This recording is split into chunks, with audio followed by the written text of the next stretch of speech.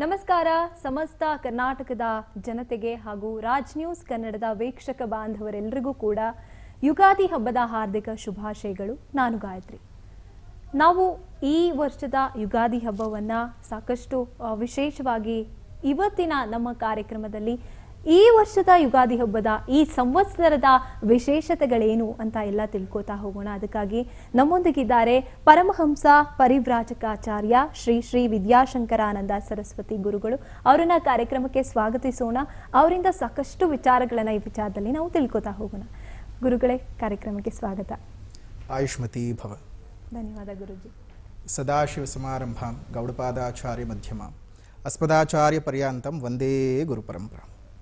ನಾಡಿನ ಸಮಸ್ತ ವೀಕ್ಷಕರೆಲ್ಲರಿಗೂ ರಾಜ್ ನ್ಯೂಸ್ನ ಪರವಾಗಿ ಮತ್ತು ನಮ್ಮ ಪರವಾಗಿ ಯುಗದ ಆದಿಯಾದಂತಹ ಯುಗಾದಿ ಹಬ್ಬ ಅಂದರೆ ನಮ್ಮೆಲ್ಲರಿಗೂ ಹೊಸ ವರ್ಷದ ಮತ್ತು ಯುಗಾದಿ ಹಬ್ಬದ ಹಾರ್ದಿಕ ಶುಭಾಶಯಗಳು. ನಾಡಿನ ಸಮಸ್ತ ಜನರೆಲ್ಲರೂ ಮತ್ತು ಇಡೀ ಭೂಮಂಡಲವೇ ಸಂತೃಪ್ತಿಯಾಗಿ ಸಮೃದ್ಧಿಯಾಗಿ ಇರಬೇಕು ಅಂಥೇಳಿ ಪ್ರಾರ್ಥನೆಯನ್ನು ಮಾಡ್ತಾ ಶುಭ ಆಶೀರ್ವಾದವನ್ನು ತಿಳಿಸ್ತಾ ಇದ್ದೇವೆ. ಒಳ್ಳೆಯದಾಗಲಿ.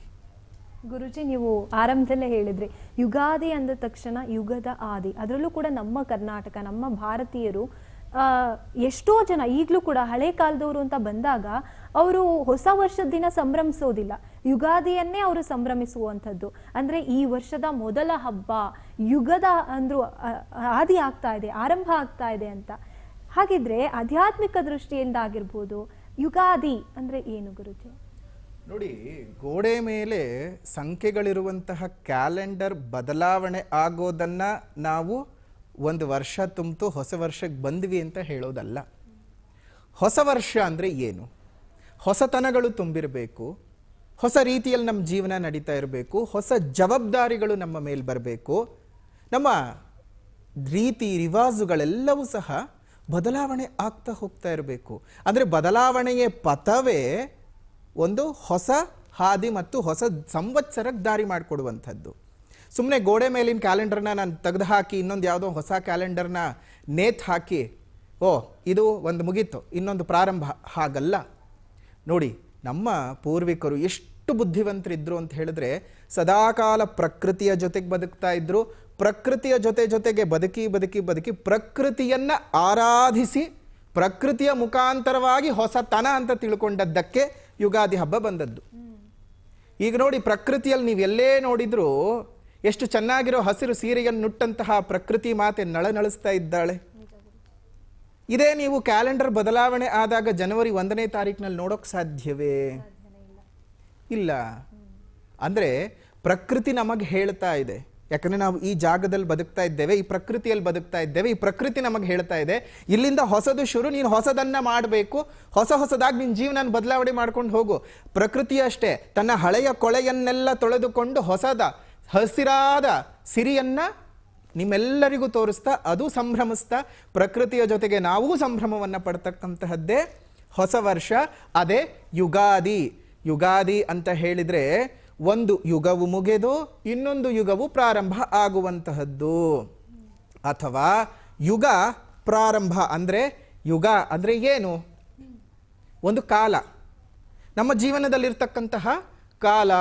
ಆ ಕಾಲದ ಬದಲಾವಣೆಯನ್ನು ತೋರಿಸ್ತಕ್ಕಂತಹ ಪರ್ವಕಾಲ ಇದು. ಅದಕ್ಕೆ ನಾವು ಯುಗಾದಿ ಹಬ್ಬವನ್ನು ಆಚರಣೆ ಮಾಡ್ತಕ್ಕಂತಹದ್ದು. ಅದರಲ್ಲೂ 2 ರೀತಿ ಯುಗಾದಿ ಹಬ್ಬ ಮಾಡ್ತೇವೆ. ಮೊದಲನೇದಾಗಿ ಈಗ ಮಾಡುವಂತಹದ್ದು, ಈಗ ಬರ್ತಾ ಇರತಕ್ಕಂಥದ್ದು, ನಾಳೆ ನಮಗೆ ಬರ್ತಾ ಇರುವಂತಹದ್ದು ಚಾಂದ್ರಮಾನ ಯುಗಾದಿ. ಅದಾದ ನಂತರದಲ್ಲಿ ನಮಗೆ ಬರ್ತಕ್ಕಂತಹದ್ದು ಸೌರಮಾನ ಯುಗಾದಿ.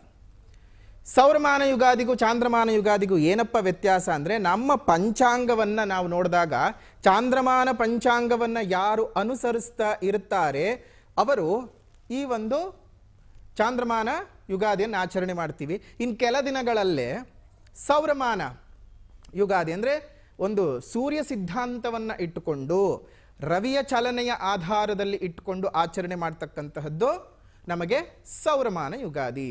ಚಾಂದ್ರಮಾನ ಯುಗಾದಿಯನ್ನು ಆಲ್ಮೋಸ್ಟ್ ನಾವು ಇಲ್ಲಿ ನಮ್ಮ ಕರ್ನಾಟಕದಲ್ಲಿ ಆಂಧ್ರ, ತೆಲಂಗಾಣ ಈ ಭಾಗಗಳಲ್ಲಿ ಆಚರಣೆ ಮಾಡ್ತೀವಿ. ಕೆಲವೊಂದು ಉತ್ತರ ಭಾರತದಲ್ಲೂ ಆಚರಣೆ ಮಾಡ್ತೀವಿ. ಕರ್ನಾಟಕದ ಕರಾವಳಿ ಭಾಗಗಳಲ್ಲಿ, ತಮಿಳುನಾಡು, ಕೇರಳ, ಪಶ್ಚಿಮ ಬಂಗಾಳ ಈ ಭಾಗಗಳಲ್ಲಿ ನಾವು ಸೂರ್ಯ ಸಿದ್ಧಾಂತವನ್ನು ಆಧಾರವಾಗಿ ಇಟ್ಟುಕೊಂಡು ಸೌರಮಾನ ಯುಗಾದಿಯನ್ನು ಮಾಡ್ತಕ್ಕಂಥದ್ದು. ಎರಡರಲ್ಲಿ ಏನೂ ವ್ಯತ್ಯಾಸ ಇಲ್ಲ, ಕೆಲ ದಿನಗಳ ವ್ಯತ್ಯಾಸ ಬರುತ್ತೆ ಅಷ್ಟೇ ಹೊರತು ಆಚರಣೆಯಲ್ಲೇನೂ ನಿಮಗೆ ವ್ಯತ್ಯಾಸಗಳು ಅಂಥದ್ದು ಬರೋದಿಲ್ಲ.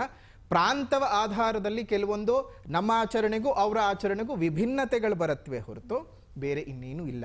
ಹಾಗಾಗಿ ಹೊಸತನದಲ್ಲಿ ನಾವು ಬದುಕೋದಕ್ಕೆ, ಹೊಸ ಜೀವನವನ್ನು ನಡೆಸೋದಕ್ಕೆ ಸಾಧ್ಯ ಆಗೋದಕ್ಕೆ ಈ ಒಂದು ಯುಗಾದಿ ಹಬ್ಬವನ್ನು ನಾವು ಆಚರಣೆ ಮಾಡ್ತೀವಿ. ಗುರೂಜಿ, ಇನ್ನು 2 ರೀತಿಯಾಗಿ ನಾವು ಆಚರಣೆಯನ್ನು ಮಾಡ್ಬೋದು ಅಂತ ಹೇಳಿದ್ರಿ. ಇನ್ನು ನಮ್ಮ ಭಾರತೀಯರು ಆಚರಣೆಯನ್ನು ಮಾಡ್ತಾ ಇರುವಂಥ ರೀತಿ ರಿವಾಜುಗಳು ಏನೇನಿದೆ ಅದು ಸರಿಯಾಗಿದೆಯಾ? ಆಚರಣೆಯ ಸರಿಯಾದ ವಿಧಾನಗಳು ಏನೇನು ಅಂತ ಹೇಳ್ತಾ ಹೋಗೋದಾದ್ರೆ? ಸರಿಯಾಗಿ ಇರೋದಕ್ಕೆ ನಾವು ಇಷ್ಟು ವರ್ಷಗಳು ನಾವು ಮಾಡ್ಕೊಂಡು ಬಂದಿದ್ದೀವಿ. ಅಂದರೆ ಇಲ್ಲಿ ಪಂಚಾಂಗ ವ್ಯತ್ಯಾಸ ಬರುತ್ತಷ್ಟೇ. ಇವಾಗ ಒಂದು ಫಾಲೋ ಮಾಡುವಂಥವ್ರು ಒಂದನ್ನು ಫಾಲೋ ಮಾಡ್ತಾರೆ, ಇದನ್ನು ಫಾಲೋ ಮಾಡುವಂಥವ್ರು ಇದನ್ನು ಫಾಲೋ ಮಾಡ್ತಾರೆ, ಅಷ್ಟೇ ವ್ಯತ್ಯಾಸ ಹೊರತು ಬೇರೆ ಇನ್ನೇನೂ ಇಲ್ಲ. ಬೇರೆ ಇನ್ಯಾವುದೇ ರೀತಿಯಾಗಿರುವಂಥ ವ್ಯತ್ಯಾಸವೇ ಬರೋದಿಲ್ಲ. ಆ ಪ್ರಾಂತಗಳಲ್ಲಿ ಅವರು ಒಂದೊಂದು ಊರಿನಲ್ಲಿ ಒಂದೊಂದು ರೀತಿಯಾದ ಆಚರಣೆ. ಇವಾಗ ನಮ್ಮ ಕರ್ನಾಟಕದಲ್ಲೇ ಬೆಂಗಳೂರಿನಲ್ಲಿರೋ ಭಾಷೆ ಮಂಡ್ಯದಲ್ಲಿರೋದಿಲ್ಲ, ಮಂಡ್ಯದಲ್ಲಿರೋ ಭಾಷೆ ಮೈಸೂರಿನಲ್ಲಿರೋದಿಲ್ಲ, ಮೈಸೂರಿನಲ್ಲಿರೋ ಭಾಷೆ ನಗರದಲ್ಲಿರೋದಿಲ್ಲ. ಹಾಗೆಯೇ ಆ ಪ್ರಾಂತವಾರು ನೋಡಿದಾಗ ಕೆಲವೊಂದು ಸಣ್ಣ ಪುಟ್ಟ ಬದಲಾವಣೆಗಳು. ಆದರೆ ಕೊನೆಯದಾಗಿ ಅದರ ಮೂಲ ವಿಚಾರ ಏನಪ್ಪ? ಹೊಸ ವರ್ಷ ಅಷ್ಟೇ. ದಿನ ವ್ಯತ್ಯಾಸವಿದ್ರೂ ನಮಗೆ ಹೊಸ ವರ್ಷ, ಈ ವರ್ಷ ನಮಗೇನಾಗತ್ತೆ, ಈ ವರ್ಷ ಏನು ಅನ್ನುವಂತಹ ವಿಶೇಷವಾದಂತಹ ಕುತೂಹಲಗಳು ಜಾಸ್ತಿ ಇರುತ್ತವೆ ಜನಕ್ಕೆ. ಹಾಗಾಗಿ ಈ ಹೊಸ ವರ್ಷ ಏನಿದೆ ತುಂಬ ಚೆನ್ನಾಗಿ ಆಗಲಿ ಅಂತ ಹೇಳೋದೇ ನಮ್ಮ ಪ್ರಾರ್ಥನೆಯೂ ಹೌದು. ಜನಕ್ಕೂ ಸಹ ಒಳ್ಳೆಯದಾಗಲಿ. ಈಗಾಗಲೇ ತುಂಬ ಬಳಲ್ತಾ ಇದ್ದಾರೆ, ತುಂಬ ಬೆಂಡಾಗ್ತಾ ಇದ್ದಾರೆ, ಎಷ್ಟೋ ಕಷ್ಟಗಳನ್ನು ನೋಡಿದ್ದಾರೆ. ಶ್ರೀ ವಿಶ್ವಾವಸುನಾಮ ಸಂವತ್ಸರದಲ್ಲಂತೂ ಸಮಸ್ಯೆಗಳ ಸರಮಾಲೆಗಳನ್ನೇ ನೋಡ್ಕೊಂಡು ಬಂದಿದ್ರು ಪಾಪ. ಇನ್ನು ಮುಂದಕ್ಕೆ ಬರ್ತಕ್ಕಂತಹ ಶ್ರೀ ಪರಾಭವ ನಾಮ ಸಂವತ್ಸರ, ಶ್ರೀ ಪರಾಭವ ನಾಮ ಸಂವತ್ಸರ ನಿಮಗೆ ಫಲಗಳು ಯಾವ ರೀತಿಯಾಗಿ ಕೊಡುತ್ತೆ, ಒಳ್ಳೆಯದಿದೆಯೋ ಕೆಟ್ಟದ್ದಿದೆಯೋ, ಜೊತೆಗೆ ಜನಕ್ಕೂ ಬಹಳ ಕುತೂಹಲ. ಹೊಸ ವರ್ಷ ಬಂತು ಅಂದರೆ ನಮ್ಮ ಗುರು ಹೇಗಿದೆ, ಶನಿ ಹೇಗಿದೆ ಅಂತ ಕೇಳೋದೇ ಅವ್ರಿಗೆ ಒಂದು ದೊಡ್ಡ ಸಂಭ್ರಮ ಮತ್ತು ಗಾಬರಿನೂ ಹೌದು. ನೋಡಿ, ಹಳ್ಳಿಗಳ ಕಡೆ ಹೋಗ್ಬಿಟ್ರೆ ಎಲ್ಲಾದರೂ ದೇವಸ್ಥಾನದಲ್ಲಿ ಪಾಪ ಹೋಗ್ತಾರೆ, ಅವರು ಗೊತ್ತಿರೋ ಮಟ್ಟಕ್ಕೆ ಸಣ್ಣ ಪುಟ್ಟ ಜಾಗಗಳಿಗೆ ಹೋಗ್ತಾರೆ. ಸ್ವಾಮಿಗಳೇ, ಈ ನಮಗೆ ಗುರು ಶನಿ ಚೆನ್ನಾಗಿದ್ದಾನಾ ಅಂತ ಕೇಳ್ತಾರೆ. ಆ ಗುರು ಶನಿ ಚೆನ್ನಾಗಿತ್ತು ಅಂದರೆ ಅವ್ರಿಗೇನೋ ಒಂದು ನೆಮ್ಮದಿ, ಹಬ್ಬ ಸದ್ಯ ನಾವು ಈ ವರ್ಷ ಚೆನ್ನಾಗಿರಬಹುದು ಅಂತ. ಯಾಕೆ ಅದನ್ನು ನೋಡ್ತೀವಿ, ಏನೇನು ಅದೆಲ್ಲ ಮುಂದೆ ನಾವು ನೋಡ್ತಾ ಹೋಗೋಣ. ಅದೇ ಗುರುಜಿ, ನೀವೇನೇ ಇದಕ್ಕೆ ಉತ್ತರ ಕೊಡ್ತಾ ಆರಂಭ ಮಾಡಿದ್ರಿ. ಇವಾಗ ರಾಜ್ಯದಲ್ಲಾಗಿರ್ಬೋದು, ಅಂತಾರಾಷ್ಟ್ರೀಯ ಮಟ್ಟದಲ್ಲಿ ನಡೀತಾ ಇರುವಂತಹ ಯುದ್ಧ ನಮಗೆ ಎಷ್ಟರ ಮಟ್ಟಿಗೆ ಸಮಸ್ಯೆಯನ್ನು ತಂದಿಡ್ತಾ ಇದೆ. ಈ ಆರಂಭದಲ್ಲೇನೆ ಅಂದರೆ 2020 ಆರಂಭದಲ್ಲೇನೆ ಇದೆಲ್ಲ ಆರಂಭ ಆಯಿತು. ಈಗ ಮುಂದಿನ ದಿನಗಳಲ್ಲಿ ಏನಾದರೂ ಬದಲಾವಣೆಗಳಾಗುತ್ತಾ, ಏನಾದರೂ ಋಣಾತ್ಮಕವಾಗುತ್ತಾ, ಧನಾತ್ಮಕವಾಗುತ್ತಾ ಅಂತ ಹೇಳೋದಾದ್ರೆ ನೋಡೋಣ. ಮೊದಲನೇದಾಗಿ ಈ ಸಂವತ್ಸರದ ಫಲ ಏನು ಅನ್ನೋದು ನೋಡೋಣ. ಸಂವತ್ಸರಕ್ಕೆ ಒಂದು ಫಲ ಅನ್ನೋದು ಇರುತ್ತೆ. ಒಟ್ಟು 60 ಸಂವತ್ಸರಗಳು, ಒಟ್ಟು 60 ಸಂವತ್ಸರಗಳು. ಆ 60 ಸಂವತ್ಸರಗಳು 2 ಬಾರಿ ರಿಪೀಟ್ ಆದಾಗ 120 ವರ್ಷಗಳಾಗುತ್ತೆ. ಆ 120 ವರ್ಷಗಳು ಒಬ್ಬ ಮನುಷ್ಯನ ಸಂಪೂರ್ಣವಾದ ಆಯಸ್ಸು. ಹಾಗೆ ನೋಡೋದಾಯ್ತು ಅಂತ ಹೇಳಿದ್ರೆ ಈ 60 ಸಂವತ್ಸರಗಳಿಗೂ ನಿರ್ದಿಷ್ಟ ಫಲಗಳನ್ನು ನಮ್ಮ ಋಷಿಮುನಿಗಳು ಬರೆದಿಟ್ಟಿದ್ದಾರೆ. ನೋಡೋಣ. ಈ ಪರಾಭವನಾಮ ಸಂವತ್ಸರ ಅಂತಂದ್ರೆ ಪರಾಭವಾಬ್ದೇ ರಾಜನಃ ಪ್ರಾಪ್ತವಂತಿ ಪರಾಭವಂ ಆಮಯ ಕ್ಷುದ್ರಧಾನ್ಯಾನಿ ಪ್ರಭೂತಾನಿ ಸೃಷ್ಟಯ. ಹೆಸರೇನು ಹೇಳ್ತಿದೆ? ಪರಾಭವ. ಪರಾಭವ ಅಂತ ಕೇಳಿಸ್ಕೊಳ್ತಾ ಇದ್ದ ಹಾಗೆ ಎಲ್ಲರ ಮನಸ್ಸಿನಲ್ಲೂ ಏನು ಬರ್ತಿದೆ? ಸೋಲು. ಪರಾಭವ ಅಂದ್ರೇನು? ಸೋಲು ಉಂಟಾಗ್ತದೆ, ಅಲ್ಲಿ ನಮಗೆ ಏನೋ ಕೆಡುಕು ಆಗಬಹುದು. ಅದೇ ಹೇಳುತ್ತೆ ಪರಾಭವಾಬ್ದೇ ರಾಜನಃ ಪ್ರಾಪ್ತುವಂತಿ ಪರಾಭವಂ. ರಾಜರುಗಳಿಗೆ, ರಾಜರು ಅಂದರೆ ಯಾರು? ಈಗಿನ ಕಾಲಕ್ಕೆ ನಮ್ಮನ್ನು ಆಳ್ವಿಕೆ ಮಾಡ್ತಾ ಇರತಕ್ಕಂತಹ ರಾಜಕಾರಣಿಗಳು ಮತ್ತು ರಾಜಕೀಯ ಪಾರ್ಟಿಗಳು. ರಾಜಕೀಯ ವ್ಯವಸ್ಥೆ ಕೇವಲ ನಮ್ಮ ದೇಶದಲ್ಲಿ ಮಾತ್ರ ಇಲ್ಲ, ಇದೇ ರಾಜಕೀಯ ವ್ಯವಸ್ಥೆಯಿಂದನೇ ನಮಗೆ ಶುರುವಾಗಿದ್ದು ಯುದ್ಧ. ಇದೇ ರಾಜಕೀಯ ವ್ಯವಸ್ಥೆಯ ಅತಂತ್ರತೆಯಿಂದನೇ ನಮಗೆ ಯುದ್ಧ ಶುರುವಾಗಿದೆ. ಆ ಯುದ್ಧದ ಬಿಸಿ ಎಲ್ಲಿವರೆಗೂ ತಟ್ಟಿದೆ ಅಂದರೆ ಮನೆಯಲ್ಲಿ ಒಂದು ಲೋಟ ಬಿಸಿನೀರು ಕಾಯಿಸ್ಕೋಬೇಕು ಅಂದ್ರೂ ಯೋಚನೆ ಮಾಡುವಂಥ ಪರಿಸ್ಥಿತಿ ಇದೆ. ಎಷ್ಟು ಕಷ್ಟ ಬಂದಿದೆ ಅಲ್ವಾ ನಮ್ಮ ಜೀವನಕ್ಕೆ ಅನ್ಬಹುದು. ಎಷ್ಟೋ ಜನ ಕೇಳ್ತಾರೆ, ಅಲ್ರಿ ನಿಮ್ಮ ಜ್ಯೋತಿಷ್ಯ ಎಲ್ಲ ಸೈಡ್ಗೆ ಇಟ್ಟುಬಿಡಿ, ಎಲ್ಲೋ ಇರುತ್ತೆ ಗ್ರಹಗಳು, ಕೋಟ್ಯಾಂತರ ಮೈಲಿ ದೂರದಲ್ಲಿರುವಂತಹ ಗ್ರಹಗಳು ಭೂಮಿ ಮೇಲಿರುವಂತಹ ಮನುಷ್ಯನಿಗೆ ತೊಂದರೆ ಕೊಡುತ್ತಾ ಅಂದರೆ, ಎಲ್ಲೋ ಅಮೇರಿಕಾ ಬಂದು ಎಲ್ಲೋ ಇರಾನ್ ಮೇಲೆ ಬಾಂಬನ್ನು ಹಾಕಿದರೆ ನಮ್ಗೆ ಅಡುಗೆ ಮನೆಯಲ್ಲಿ ಗ್ಯಾಸ್ ಇಲ್ಲ ಅಂತಂದರೆ ಎಲ್ಲಿಂದ ಎಲ್ಲಿಯ ಸಂಬಂಧ? ಯೋಚನೆ ಮಾಡಬೇಕಾದ ವಿಚಾರವೇ. ನೋಡಿ, ನಾವು ಈ ಪ್ರಕೃತಿ ನಮ್ಗೆ ಹೆಂಗೆ ಬದುಕ್ತಿದ್ದೀವಿ ಅಂತಂದರೆ, ಒಂದೂವರೆ ತಿಂಗಳ ಹಿಂದಕ್ಕೆ ವಾಪಸ್ ಹೋಗೋಣ. ಜನವರಿ ಮಧ್ಯಭಾಗದಲ್ಲಿ ಸಂಕ್ರಾಂತಿ ಆಗೋಕ್ಕೂ ಮುಂಚಿತವಾಗಿ ಇದೇ ಸೂರ್ಯನೇ ಇದ್ನ? ಅವತ್ತಿನ ದಿನ ತಾಪಮಾನ ಎಷ್ಟಿತ್ತು? 26-27 ಡಿಗ್ರಿನೇ ಇತ್ತಾ? ಇವತ್ತಿಗೂ ಅಷ್ಟೇ ಇದೆಯಾ? ಇನ್ನೊಂದು 2-3 ಡಿಗ್ರಿ ಜಾಸ್ತಿ ಆಗಿದ್ದಿರಬಹುದಾ? ಆಗಿನ ವಾತಾವರಣ ಹೇಗಿತ್ತು, ಇವಾಗ ಹೇಗಿದೆ? ಸೂರ್ಯ ಅದೇ, ಕಿರಣಗಳು ಅದೇ, ಆದರೆ ನಾವು ಅನುಭವಿಸ್ತಾ ಇರುವಂತಹ ರೀತಿ ವ್ಯತ್ಯಾಸ. ಚಳಿಗಾಲದಲ್ಲಿ ನಿಮಗೆ ಇನ್ನಷ್ಟು ತೀಕ್ಷ್ಣತೆಯ ಕಿರಣಗಳು ಬೇಕು ಅಂತ ಭಾಸವಾಗ್ತದೆ. ಅದೇ ಬೇಸಿಗೆ ಕಾಲದಲ್ಲಿ ಬೇಡಪ್ಪ ಬೇಡ ಅಂತ ಅನ್ನಿಸುವಂತಹ ಸ್ಥಿತಿಗತಿಗಳು ಸಹ ಬರುತ್ತವೆ. ಹಾಗಾಗಿಯೇ ಈ ಒಂದು ಗ್ರಹಗಳು ಎಷ್ಟೇ ದೂರದಲ್ಲಿದ್ದರೂ ಮನುಷ್ಯನ ಮೇಲೆ ಅವುಗಳ ಕಿರಣದ ಮುಖಾಂತರವಾಗಿ, ಸೂರ್ಯನಿಗೆ ಹೇಗೆ ಕಿರಣವಿದೆಯೋ ಪ್ರತಿ ಗ್ರಹಗಳಿಗೂ ಅದರದ್ದೇ ಆದ ಕಿರಣಗಳಿದ್ದಾವೆ. ಆ ಕಿರಣಗಳಿಂದಾನೇ ಮನುಷ್ಯನಿಗೆ ಒಳ್ಳೆಯದು ಮತ್ತು ಕೆಟ್ಟದ್ದರ ವಿಶ್ಲೇಷಣೆಗಳು ನಡೆಯುವಂಥದ್ದು. ಅದಕ್ಕೆ ಪಂಚಾಂಗ ಶ್ರವಣವನ್ನು ಯುಗಾದಿ ಹಬ್ಬದಲ್ಲಿ ಮಾಡ್ತೀವಿ. ಯುಗಾದಿ ಹಬ್ಬದಲ್ಲಿ ಪಂಚಾಂಗ ಶ್ರವಣ ಯಾಕೆ ಮಾಡ್ತೀವಿ ಅಂತಂದರೆ, ಈ ವರ್ಷ ನಮ್ಗೆ ಹೇಗಿದೆ, ಈ ವರ್ಷದಲ್ಲಿ ನಮ್ಗೇನೇನಾದರೂ ಆಗಬಹುದಾ ಅಂತ ವಿಚಾರಗಳನ್ನು ತಿಳ್ಕೊಳ್ಳೋದಕ್ಕೆ. ಇಲ್ಲಿ ಬರ್ತಿರೋ ಹಾಗೆ ಈ ಪರಾಭವ ನಾಮ ಸಂವತ್ಸರದಲ್ಲಿ ರಾಜರುಗಳಿಗೆ ಸೋಲಾಗುತ್ತೆ. ನಮ್ಮ ಈ ಒಂದು ರಾಜಕೀಯ ವ್ಯವಸ್ಥೆಯನ್ನು ನೋಡಿದ ಸಂದರ್ಭದಲ್ಲಿ ಈಗಾಗಲೇ ತುಂಬ ಎಲೆಕ್ಷನ್ಸ್ಗಳು ನಡೀತಾ ಇದೆ. ನಮ್ಮ ಅಕ್ಕಪಕ್ಕದ ಮನೆಯಲ್ಲೇ ನಡೀತಾ ಇದೆ. ಅಕ್ಕಪಕ್ಕದ ಮನೆ ಅಂತ ಹೇಳಿದ್ರೆ ಅಕ್ಕಪಕ್ಕದ ರಾಜ್ಯಗಳು, ಅಲ್ಲಿ ಬಹಳ ಬದಲಾವಣೆಗಳು ಬರುತ್ತವೆ. ಈಗಿರುವಂತಹ ರಾಜರುಗಳು ಅಧಿಕಾರಗಳನ್ನು ಕಳ್ಕೊಳ್ತಾರೆ ಮತ್ತು ದೇಶದಲ್ಲಿ ಇನ್ನೊಂದಷ್ಟು ಸ್ವಲ್ಪ ಮಟ್ಟಕ್ಕೆ ಅಭದ್ರತೆಗಳು ಉಂಟಾಗುವಂತಹ ಸಾಧ್ಯತೆಗಳು ಇದ್ದಾವೆ. ಯಾಕಂದರೆ ಎಲ್ಲೋ ಆಗ್ತಕ್ಕಂತಹ ಯುದ್ಧದ ಪ್ರಭಾವ ನಮಗೂ ತಟ್ಟತ್ತೆ. ಹಾಗಂತ ಹೇಳಿ ಇದು ದೊಡ್ಡ ಮಟ್ಟಕ್ಕಂತೂ ಇಂಪ್ಯಾಕ್ಟ್ ಆಗೇ ಆಗುತ್ತೆ. ತುಂಬ ದೊಡ್ಡ ಮಟ್ಟದಲ್ಲಂತೂ ಈಗಾಗಲೇ ನಾವು ಎದುರಿಸ್ತಾ ಇದ್ದೀವಿ. ಅದನ್ನು ತುಂಬ ವಿಶ್ಲೇಷಣೆಯಾಗಿ ಇನ್ನೊಂದೇನೋ ಅದಕ್ಕೆ ಉಪ್ಪು ಖಾರ ಎಲ್ಲ ಸೇರಿಸಿ ನಿಮ್ಗೆ ಗಾಬರಿ ಪಡಿಸುವಂಥ ಅವಶ್ಯಕತೆ ಏನಿಲ್ಲ. ಈಗಾಗಲೇ ನಿಮಗೂ ಅರ್ಥ ಹೋಗ್ಬಿಟ್ಟಿರುತ್ತೆ, ಇನ್ನೇನು ಉಳಿದಿಲ್ಲ.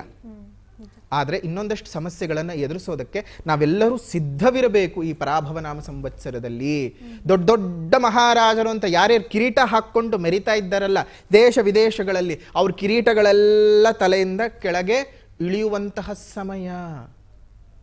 ಬರೆದಿಟ್ಕೋಬೇಕು ಪ್ರತಿಯೊಬ್ಬರು. ತುಂಬ ದೊಡ್ಡ ದೊಡ್ಡ ರಾಜಕಾರಣಿಗಳಿಗೆ, ತುಂಬ ದೊಡ್ಡ ದೊಡ್ಡ ಸ್ಥಾನದಲ್ಲಿ ಇರ್ತಕ್ಕಂಥವರು, ಅವರು ಪರಾಭವಗಳನ್ನು ಎದುರಿಸ್ತಾರೆ. ಅದಾದ ನಂತರ ತುಂಬ ಸಂತೋಷ ಕೊಡ್ತಕ್ಕಂಥ ವಿಚಾರ ಏನಪ್ಪ ಅಂದರೆ, 2ನೇ ಸಾಲು ಏನಂದರೆ, ಆಮಯ ಕ್ಷುದ್ರಧಾನ್ಯಾನಿ ಪ್ರಭೂತಾನಿ ಸೃಷ್ಟಯ ಅಂತ ಹೇಳಿದ್ರೆ, ಈ ಕ್ಷುದ್ರಧಾನ್ಯಗಳು ಅಂದರೆ ಸಣ್ಣ ಸಣ್ಣ ಧಾನ್ಯಗಳು, ಉದಾಹರಣೆಗೆ ನವಣೆ, ಸಜ್ಜೆ, ಇಂಥವು. ಅಂದರೆ ನಮ್ಗೆ ಇವೆಲ್ಲ ಗೊತ್ತಾಗಲ್ಲ. ಸಿರಿಧಾನ್ಯಗಳು ಅಂದರೆ ಎಲ್ಲ ಗೊತ್ತಾಗ್ಬಿಡುತ್ತೆ. ನಮ್ಮ ಜನಕ್ಕೆ ಸಿರಿಧಾನ್ಯಗಳು ಅಂದರೆ ಗೊತ್ತಾಗ್ಬಿಡುತ್ತೆ. ಈ ಸಿರಿಧಾನ್ಯಗಳಿಗೆ ಬಹಳ ಬೇಡಿಕೆಯು ಬರ್ತದೆ ಮತ್ತು ಅದರಿಂದ ಒಳ್ಳೆ ಬೆಳೆ ಪ್ರಾಪ್ತಿಯಾಗ್ತದೆ. ಅದಾದ ನಂತರ ಏನಿದೆ, ಪ್ರಭೂತಾನಿ ಸೃಷ್ಟಯ, ವೃಷ್ಟಿಯು ತುಂಬ ಚೆನ್ನಾಗಿ ಆಗುತ್ತೆ. ಅಂದರೆ ಮಳೆ ಈ ವರ್ಷ ತುಂಬ ಚೆನ್ನಾಗಿ ಆಗ್ತಕ್ಕಂತಹ ವಿಶೇಷವಾದ ಫಲವನ್ನು ಈ ಪರಾಭವ ನಾಮ ಸಂವತ್ಸರ ಕೊಟ್ಟಿರುವಂಥದ್ದು. ಹಾಗಾಗಿ ಈ ವರ್ಷ ಕೆಲವೊಂದು ಕಠಿಣ ಬದಲಾವಣೆಗಳ ಜೊತೆಗೆ ಒಂದಷ್ಟು ಒಳ್ಳೆ ವಿಚಾರಗಳು ಸಹ ಸಾಮಾನ್ಯ ಮನುಷ್ಯನಿಗೆ ಆಗುವಂಥದ್ದು. ಆದರೆ ಒಂದು ಮಾತು ಮಾತ್ರ ನಾವು ಹೇಳ್ತೀವಿ, ಅರ್ಥ ಮಾಡ್ಕೋಬೇಕು ವೀಕ್ಷಕರು, ಏನಪ್ಪ ಅಂತ ಹೇಳಿದ್ರೆ, ರಾಮನೇ ರಾಜ್ಯ ಆಳ್ತಾ ಇರಲಿ, ಆದರೆ ಸಾಮಾನ್ಯ ಜನರಿಗೆ ರಾಗಿ ಬೀಸೋದು ತಪ್ಪಲ್ಲ. ನಮ್ಮ ರಾಗಿಗಳನ್ನು ನಾವೇ ಬೀಸ್ಕೋಬೇಕು. ರಾಮನೇ ರಾಜ್ಯನ ಆಳ್ವಿಕೆ ಮಾಡಿದ್ರು ರಾಗಿ ಬೀಸೋದು ಯಾರಿಗೂ ತಪ್ಪಲ್ಲ. ಹಾಗಾಗಿ ನಮ್ಮ ಕಷ್ಟಗಳು, ನಮ್ಮ ಜೀವನಗಳು, ನಮ್ಮ ಇದನ್ನು ನಾವು ಪಡ್ತಾನೇ ಇರಬೇಕು, ಮುಂದಕ್ಕೆ ಹೋಗ್ತಾ ಇರಬೇಕು. ಇದೆಲ್ಲವನ್ನ ನಾವೇನು ಒಂದು ಇಂಡಿಕೇಟರ್ ಹಾಗೆ ಯೂಸ್ ಮಾಡ್ಕೋಬೇಕು. ಇದೇ ಇದಮಿತ್ತಮ್ ಅಂತ ಹೇಳಿ ಇದನ್ನೇ ಉಪಯೋಗಿಸ್ಕೊಳ್ಳೋದಲ್ಲ. ಒಳ್ಳೇದಿದೆ ಅಂತ ಹೇಳಿ ಹಿರಿ ಹಿಗ್ಗೋದು ಬೇಡ, ಕೆಡಕಿದೆ ಅಂತ ಹೇಳಿ ಕುಗ್ಗಿ ಹೋಗೋದು ಬೇಡ. ಏನೇ ಬಂದರೂ ಸಮಾನಾಂತರವಾಗಿ ಸ್ವೀಕಾರ ಮಾಡೋಣ, ಸಮಾನಾಂತರವಾಗಿ ಜೀವನವನ್ನು ಮುಂದುವರಿಸ್ತಾ ಹೋಗುವಂಥದ್ದು ವಿಚಾರ ಆಗಿರುತ್ತೆ. ಇನ್ನು ಯುಗಾದಿ ಹಬ್ಬ ಅಂತ ಬಂದ ಸಂದರ್ಭಕ್ಕೆ ಯುಗಾದಿ ಹಬ್ಬದ ಒಂದು ವಿಶೇಷ ಫಲಗಳನ್ನು ಈ ರೀತಿಯಾಗಿ ನಾವು ನೋಡಿದ್ದಾಗಿದೆ. ಇನ್ನು ಮುಂದಕ್ಕೆ ನಮ್ಮ ಜನಕ್ಕೂ ಬಹಳ ಕುತೂಹಲ ಇರುತ್ತೆ, ನಮ್ಮ ರಾಶಿಗೆ ಏನಾಗುತ್ತೆ ಏನು ಅದೆಲ್ಲ ನೋಡೋಣ. ಆದರೆ ಹಬ್ಬದ ಆಚರಣೆ ನಾವು ಹೇಗೆ ಮಾಡಬೇಕು ಅಂತ ತಿಳ್ಕೊಬೇಕಲ್ಲ. ಖಂಡಿತ ಹಬ್ಬದ ಆಚರಣೆಯನ್ನ ಕೆಲವೊಬ್ರು ಅಂದ್ರೆ ಅವ್ರ ಹಿರಿಕರು ಯಾವ ರೀತಿ ನಡೆಸ್ಕೊಂಡು ಬಂದಿರ್ತಾರೋ ಅದೇ ಹಾದಿಲಿ ನಡ್ಕೊಂಡು ಬಂದಿರ್ತಾರೆ. ಕೆಲವೊಬ್ರು ಈಗ ಹೊಸದಾಗಿ ಆರಂಭ ಮಾಡುವಂಥವ್ರು ಇರ್ತಾರೆ ಹಬ್ಬಗಳನ್ನ. ಸೊ ನೀವು ಹೇಳಿದಾಗ ಅವರಿಗೆ ಈ ರೀತಿಯಾಗಿ ನಾನು ಇನ್ಮೇಲೆ ಮಾಡ್ಕೊಂಡು ಹೋಗ್ತೀನಿ ಹಬ್ಬದ ಆಚರಣೆಯನ್ನ ಅಂತ ಒಂದು ರೀತಿಯಾಗಿ ಮುಂದಕ್ಕೆ ಅವರಿಗೆ ಉಪಯುಕ್ತ ಆಗುತ್ತೆ. ಹೇಗೆ ಮಾಡಬೇಕು ನನಗೂ ಕೂಡ ಗೊತ್ತಿಲ್ಲ. ಅಂದರೆ ನಾನು ಮನೇಲಿ ಮಾಡ್ತಾರೆ ಆಚರಣೆಯನ್ನ ನೋಡ್ತಾ ಇರ್ತೀವಿ ಅಷ್ಟೇನೆ. ನಾವು ಇವಾಗ ಆರಂಭದಲ್ಲಿ ಏನೆಲ್ಲ ಬದಲಾವಣೆಗಳನ್ನ ಮಾಡ್ಕೊಂಡು ಹೋಗಬಹುದು? ಇದನ್ನ ಸಂಪೂರ್ಣವಾಗಿ ಯಾಕೋ ನಾನು ಒಪ್ಪಲಾರೆ ಅನ್ಸುತ್ತೆ. ಯಾಕೆ ಅಂದ್ರೆ ನಾವು ಚಿಕ್ಕವರಾಗಿದ್ದಾಗ್ಲಿಂದಾನು ನಮ್ಮ ಮನೆಗಳಲ್ಲಿ ಯುಗಾದಿ ಹಬ್ಬನ ಆಚರಣೆ ಮಾಡ್ಕೊಂಡು ಬಂದಿರ್ತಾರೆ ಅಲ್ವಾ. ಬಹುಶಃ ವಿಧಿವಿಧಾನಗಳ ಬಗ್ಗೆ ಅರಿವಿಲ್ಲದೆ ಇರಬಹುದೋ ಏನೋ ಅಷ್ಟೇ. ವಿಧಿವಿಧಾನಗಳು ಒಬ್ಬೊಬ್ರು ಮನೇಲಿ ಒಂದೊಂದು ವಿಧಿನಲ್ಲಿ ಮಾಡ್ತಾರೆ. ಆದ್ರೆ ಸಾಮಾನ್ಯವಾಗಿ ನೋಡಿ, ನಮ್ಗೆ ಯುಗಾದಿ ಹಬ್ಬ ಅಂತ ಬರ್ತಾ ಇದ್ದ ಹಾಗೆ ಅಭ್ಯಂಗ ಸ್ನಾನ ಮೈಗೆಲ್ಲ ಇದೆಲ್ರಿಗೂ ಗೊತ್ತಿರುತ್ತೆ. ದೀಪಾವಳಿಗೆ ಮತ್ತು ನಮ್ಮ ಈ ಯುಗಾದಿ ಹಬ್ಬಕ್ಕೆ ಮೈಗೆಲ್ಲ. ಈ ಯುಗಾದಿ ಹಬ್ಬದ ಸ್ಪೆಷಲ್ ಏನು ಗೊತ್ತಾ, ನಾವು ದೀಪಾವಳಿ ಹಬ್ಬಕ್ಕೆ ಎಳ್ಳೆಣ್ಣೆ ಹಚ್ತೀವಿ ಮೈಗೆ. ಅದೇ ಈ ಒಂದು ವಿಶೇಷವಾದ ಯುಗಾದಿ ಹಬ್ಬಕ್ಕೆ ಹರಳೆಣ್ಣೆನ ಹಚ್ಚೋದು. ಎಳ್ಳೆಣ್ಣೆ, ಹರಳೆಣ್ಣೆ, ಹರಳೆಣ್ಣೆ ಕೈ ಎಣ್ಣೆ ಅಂತ ಕರೀತಾರೆ ಸಾಮಾನ್ಯ ಭಾಷೆನಲ್ಲಿ. ಕೈ ಎಣ್ಣೆ ಅಥವಾ ಬೇಯಿಸಿದೆಣ್ಣೆ, ಕೈ ಎಣ್ಣೆ ಅಂತಾರೆ ಅಥವಾ ಬೇಯಿಸಿದೆಣ್ಣೆ ಅಂತಾರೆ. ಹರಳನ್ನ ಅದನ್ನ ರುಬ್ಬಿಟ್ಟು ಅದನ್ನ ಹುರಿದು ಮತ್ತೆ ಕಲ್ನಲ್ಲಿ ಹಾಕಿ ರುಬ್ಬಿ ನೀರ್ಗೆ ಹಾಕಿ ಚೆನ್ನಾಗಿ ಬೇಯಿಸ್ತಾರೆ. ಆ ಎಣ್ಣೆ ತೆಗಿಯೋ ಪ್ರೋಸೆಸ್ ಅರ್ಧ ದಿನ ಬೇಕು. ನಿಜ ಗುರೂಜಿ. ತುಂಬಾ ಕಷ್ಟ. ಹೋಗ್ಬೇಕು ಎಣ್ಣೆನ ಹಿಂಗ್ ತಿರ್ಗಿಸೋಕೆ, ಅದೆಲ್ಲ ತುಂಬಾ ಕಷ್ಟಪಟ್ಟು ಮಾಡಿ ಅದನ್ನ ವರ್ಷಾನ್ಗಟ್ಲೆ ಸ್ಟೋರ್ ಮಾಡೋರಲ್ಲ. ಎಷ್ಟು ಬುದ್ಧಿ ಇತ್ತು ನೋಡಿ ನಮ್ಮ ಜನಕ್ಕೆ. ಅದನ್ನ ಯಾಕೆ ಈ ಹಬ್ಬದಲ್ಲಿ ನಾವು ಹಾಕೊಳ್ಬೇಕು ಅಂದ್ರೆ, ಇಲ್ಲಿಂದ ಉಷ್ಣ ಜಾಸ್ತಿ ಆಗ್ತಾ ಹೋಗುತ್ತೆ ವಾತಾವರಣದಲ್ಲಿ. ಈಗಾಗಲೇ ಸಂಕ್ರಾಂತಿಗೆ ಸ್ವಲ್ಪ ಹೋಗಿ ಶಿವರಾತ್ರಿಗೆ ಶಿವ ಅಂತ ಹೇಳಿ ಚಳಿ ಮುಗ್ದೋಯ್ತು. ಶಿವರಾತ್ರಿಯಿಂದ ನಮಗೆ ಶುರುವಾಗಿರೋದೇನು ಬಿಸಿಲಿನ ತಾಪ, ತಡೆಯೋಕ್ಕಾಗದಿರುವಷ್ಟು ತಾಪ. ಹಾಗಾಗಿ ಮೈಗೆಲ್ಲ ನಾವು ಹರಳೆಣ್ಣೆಯನ್ನು ಹಚ್ಕೊಂಡು ಆ ಹರಳೆಣ್ಣೆನಲ್ಲಿ ನೆಂದು ಅದಾದ ನಂತರ ಸ್ನಾನ ಮಾಡುವಂಥದ್ದು. ಯಾಕಂದರೆ ದೇಹಕ್ಕೆ ತಂಪು, ದೇಹಕ್ಕೆ ಬಲ ಕೊಡುತ್ತೆ, ಪುಷ್ಟಿಯನ್ನು ಕೊಡುತ್ತೆ. ಹಾಗಾಗಿ ಹರಳೆಣ್ಣೆಯನ್ನು ಉಪಯೋಗಿಸ್ತಕ್ಕಂಥದ್ದು. ದೀಪಾವಳಿಗೆ ಚಳಿ ಜಾಸ್ತಿ ಆಗುತ್ತೆ, ಚರ್ಮಗಳೆಲ್ಲ ಒಡಕಲಾಗುತ್ತೆ, ಜೊತೆಗೆ ದೇಹದ ಉಷ್ಣತೆಯನ್ನು ಕಾಪಾಡಿಕೊಳ್ಬೇಕಲ್ಲ, ದೇಹ ತಂಪಾಗ್ಬಿಡುತ್ತೆ. ಹಾಗಾಗಿ ದೇಹದಲ್ಲಿ ಉಷ್ಣತೆ ಚೆನ್ನಾಗಿರ್ಲಿ ಅಂತ ಆಗ ಎಳ್ಳೆಣ್ಣೆ. ಈಗ ದೇಹ ತಂಪಾಗಲಿ, ಯಾಕಂದ್ರೆ ಇಷ್ಟು ದಿನ ತಂಪಾಗಿ ಅಲ್ಲಿ ಉಷ್ಣ ಆಗಿ ಇದಾಗಿತ್ತು. ಈಗ ತಂಪಾಗಬೇಕಲ್ಲ, ತಂಪಾಗೋದಕ್ಕೋಸ್ಕರವಾಗಿ ನಮಗೀಗ ಹರಳೆಣ್ಣೆನ ಹಚ್ಕೊಂಡು ಸ್ನಾನ ಮಾಡಿ ನಿಮ್ಮ ಪ್ರಕಾರವಾಗಿ ನಿಮ್ಮ ಇಷ್ಟ ದೇವರಿಗೋ ಗುರುಗಳಿಗೋ ಪೂಜೆಗಳನ್ನು ಸಲ್ಲಿಸಿ ಅದಾದ ನಂತರ ತಿನ್ನೋದೇ ಏನು ಯುಗಾದಿ ಹಬ್ಬದ ಸ್ಪೆಷಲ್ ಅಂತ ಹೇಳಿ ಬೇವು ಬೆಲ್ಲ. ಶತಾಯುರ್ವಜ್ರದೇಹಾಯ ಸರ್ವಸಂಪತ್ಕರಾಯ ಚ ಸರ್ವಾರಿಷ್ಟ ವಿನಾಶಾಯ ನಿಂಬಕಂದಳ ಭಕ್ಷಣಂ. ಎಷ್ಟು ಚೆನ್ನಾಗಿ ಹೇಳ್ತಾರೆ ನೋಡಿ ನಮ್ಮ ಪೂರ್ವಿಕರು. ಶತಾಯುರ್ವಜ್ರದೇಹಾಯ, ವಜ್ರದ ಹಾಗೆ. ವಜ್ರ ಎಷ್ಟು ಕಠಿಣ ಅಲ್ಲ, ಗಟ್ಟಿ ಅಲ್ಲ, ಅಷ್ಟು ಕಠಿಣವಾಗಿ ಗಟ್ಟಿಯಾಗಿ ನಿನ್ನ ದೇಹವಾಗಲಿ. ಶತ ಅಂದರೆ 100 ವರ್ಷಗಳು ನೀನು ಹಾಗಿರು. ನಮ್ಮವ್ರು ಯಾರು ಇವತ್ತಿಗೆ ಸತ್ತು ಹೋಗು ನಾಳೆ ಸತ್ತು ಹೋಗು ಅಂತ ಹೇಳಿದ್ದೇ ಇಲ್ಲ. ದೀರ್ಘಕಾಲವಾಗಿ ಇರು ಅಂತಾನೆ ಆಶೀರ್ವಾದ ಮಾಡೋದು. ಅದೇ ರೀತಿಯಾಗಿ ಶತಾಯುರ್ವಜ್ರದೇಹ ಸರ್ವ ಸಂಪತ್ಕರಾಯ ಚ, ಸರ್ವ ಸಂಪತ್ತುಗಳು ನಿನಗೆ ಬರಲಿ. ಸರ್ವಾರಿಷ್ಟ ವಿನಾಶಾಯ, ಸರ್ವ ಅರಿಷ್ಟಗಳು ಅಂದರೆ ನಿನ್ನಲ್ಲಿರುವಂಥ ಎಲ್ಲ ಕೆಟ್ಟದ್ದುಗಳು ಹೋಗಬೇಕು. ನಿಂಬಕಂದಳ ಭಕ್ಷಣಂ, ಈ ಬೇವು ಮತ್ತು ಬೆಲ್ಲವನ್ನು ತಿನ್ನೋದ್ರಿಂದ. ನೋಡಿ, ಈ ಬೇವು ಮತ್ತು ಬೆಲ್ಲ ನಮ್ಮ ಜೀವನದ ಅವಿಭಾಜ್ಯ ಅಂಗ. ಹೌದು ಗುರುಜಿ. ಮತ್ತೆ ಇಲ್ಲೊಂದು ಪ್ರಶ್ನೆ ಮೂಡುತ್ತೆ. ನೀವು ಹೇಳಿದ್ರಿ ಹರಳೆಣ್ಣೆಯನ್ನ ಹಚ್ಚೋದಕ್ಕೆ, ತಂಪಾಗೋದಕ್ಕೆ ಅಂತ. ವೈಜ್ಞಾನಿಕವಾಗೂ ಕೂಡ ಜೊತೆಗೆ ಹಬ್ಬಗಳು ಎಷ್ಟರ ಮಟ್ಟಿಗೆ ಹೊಂದಾಣಿಕೆನ ಮಾಡ್ಕೊಂಡು ಬಂದಿದೆ ಅಲ್ವಾ, ವೈಜ್ಞಾನಿಕವಾಗಿ ನಮಗೆ ಉಪಯುಕ್ತ ಆಗುತ್ತೆ. ಇನ್ನು ಬೇವು ಬೆಲ್ಲ ಯಾವ ರೀತಿಯಾಗಿ ವೈಜ್ಞಾನಿಕ ದೃಷ್ಟಿಯಿಂದ ಏನಾದರೂ? ಈ ಬೇವು ಅಂತ ಹೇಳ್ತಾ ಇದ್ದ ಹಾಗೇನೆ ಅದರಲ್ಲಿ ಇರ್ತಕ್ಕಂತಹ ಅಂಶ ಏನು, ಕಹಿ ಅಂಶ. ಹೌದು. ಕಹಿ ಅಂಶ ದೇಹಕ್ಕೆ ಯಾಕೆ ಒಳ್ಳೆಯದು? ಯಾಕೆ ಒಳ್ಳೆಯದು? ನಿಮ್ಮ ದೇಹದಲ್ಲಿರುವಂತಹ ಸರ್ವ ಕಾಯಿಲೆಗಳಿಗೆ ರಾಮಬಾಣ ಬೇವು. ಹೌದು, ಬೇವು. ಆ ಬೇವನ್ನ ನಾವು ಹೇಗೆ ಉಪಯೋಗಿಸ್ತೀವಿ ಅಂತ ಹೇಳಿದ್ರೆ, ನಾವು ಈಗ ತಿನ್ನುವಂತಹದ್ದು ಬೇವಿನ ಹೂಗಳನ್ನ. ಬೇವಿನ ಹೂ ನಿಮ್ಗೆ ಯಾವಾಗ್ಲೂ ಸಿಕ್ಕಲ್ಲ, ಖಂಡಿತ. ಇದು ಸೀಸನ್, ಈಗ ಮಾತ್ರ ಸಿಗತಕ್ಕಂಥದ್ದು. ಆ ಬೇವಿನ ಹೂವಿನಲ್ಲಿ ನಿಮ್ಮ ದೇಹದ ರಕ್ತದ ಶುದ್ಧೀಕರಣ ಮಾಡೋ ಶಕ್ತಿ ಇದೆ. ಮತ್ತು ನಿಮ್ಮ ದೇಹದ ಪಿತ್ತಾಂಶಗಳು, ಪಿತ್ತ ಅಂದ್ರೇನೆ ಓವರ್ ಹೀಟ್, ಅದನ್ನ ತೆಗೆದು ಹಾಕುವಂತಹ ಸಾಮರ್ಥ್ಯ ಅದಕ್ಕಿದೆ. ಸರಿನಾ? ಅದ್ರ ಜೊತೆಗೆ ನಾವು ಬೆಲ್ಲ ತಿಂತೀವಿ. ಆ ಕಹಿ ತಿಂದು ಬಾಯೆಲ್ಲ ಕೆಟ್ಟೋಗಿದೆ ಅಂತ ಹೇಳಿ ಅಲ್ಲ ಬೆಲ್ಲ ತಿನ್ನೋದು. ಬೆಲ್ಲದಲ್ಲೇನಿದೆ? ಕ್ಯಾಲ್ಶಿಯಂ, ಹೌದು, ಕಬ್ಬಿಣಾಂಶ. ಅದೆಲ್ಲ ಏನ್ ಮಾಡುತ್ತೆ ನಿಮ್ಮ ದೇಹಕ್ಕೆ? ಮೂಳೆಗಳಿಗೆ ಬಲ ಕೊಡ್ತಕ್ಕಂಥದ್ದು. ಒಂದ್ ಕಡೆ ಮೂಳೆಗಳು ಬಲವಾಗ್ತದೆ, ರಕ್ತ ಶುದ್ಧೀಕರಣವಾಗ್ತದೆ. ಆಗ ಮೊದಲನೇದಾಗಿ ಹೇಳ್ದ ಹಾಗೇನೆ ಶತಾಯುರ್ ವಜ್ರ ದೇಹಾಯ, ದೇಹದಲ್ಲಿರ್ತಕ್ಕಂಥದ್ದೇನು ಇದೇ ಮಜ್ಜೆ ಮಾಂಸಗಳು ಮತ್ತು ಮೂಳೆ ಅವೆಲ್ಲ ಬಲಯುತವಾಗಬೇಕಲ್ವಾ, ಅದಕ್ಕೋಸ್ಕರನೇ ತಿಂತಕ್ಕಂಥದ್ದು. ಇಲ್ಲಿ ಯಾವುದು ಅಷ್ಟೇ ನಮ್ಮ ಪೂರ್ವಿಕರು ಹಿಂದು ಮುಂದೆ ಯೋಚನೆ ಮಾಡದೆ, ಹಿಂದೆ ಗೊತ್ತಿಲ್ಲ ಯಾವುದೇ ಒಂದು ವಿಧಾನಗಳನ್ನು ರೂಢಿಗೆ ತರಲಿಲ್ಲ. ಪ್ರತಿಯೊಂದರ ಹಿಂದೆನೂ ನಮಗೆ ವಿಜ್ಞಾನ ಅನ್ನೋದಿದೆ, ಜೊತೆಗೆ ಪ್ರಕೃತಿಯಲ್ಲಿರ್ತಕ್ಕಂತಹ ವಸ್ತುಗಳನ್ನೇ ಉಪಯೋಗಿಸ್ಕೊಳ್ಳುವಂತಹದ್ದು. ಆ ಪ್ರಕೃತಿಯಿಂದನೇ ನಮ್ಮ ಜೀವನಗಳನ್ನು ನಾವು ಸರಿ ಮಾಡ್ಕೊಳ್ತಾ ಹೋಗ್ತಕ್ಕಂಥದ್ದು.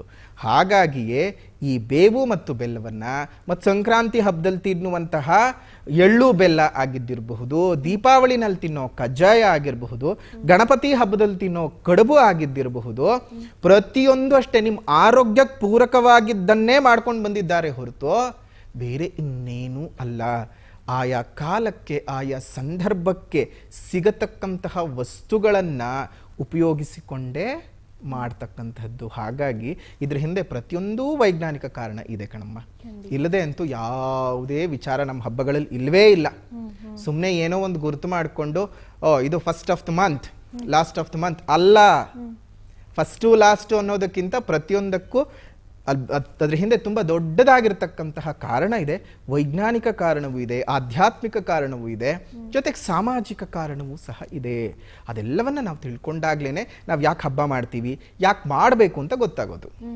ಸಾಮಾಜಿಕ ಅಂತ ಒಂದು ಪದವನ್ನ ನೀವು ಬಳಸಿದ್ರಿ.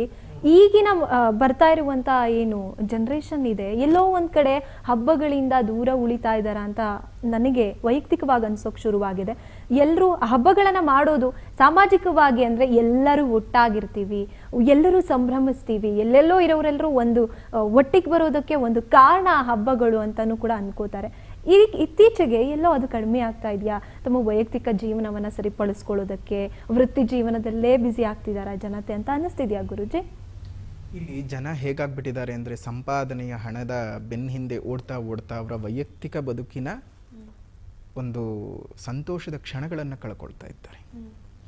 ಬಹುಶಃ ನಾವೇ ಚಿಕ್ಕವರಾಗಿದ್ದಾಗ ಅಥವಾ ನಮ್ಗೆ ಈ ವಯಸ್ಸುಗಳಲ್ಲೂ ಡಿಪ್ರೆಷನ್ ಅಂದ್ರೆ ಏನು ಅಂತಾನೆ ಗೊತ್ತಿರಲಿಲ್ಲ. ಯಾಕೆ ಹೇಳಬೇಕು ಅಂದರೆ ಒಂದು ಹೊತ್ತಿನ ಊಟಕ್ಕೂ ಸಹ ಕಷ್ಟವಿದ್ದ ಕಾಲಕ್ಕೂ ನಮಗದು ಕಷ್ಟ ಅಂತಾನೆ ಅನ್ನಿಸ್ತಿರ್ಲಿಲ್ಲ.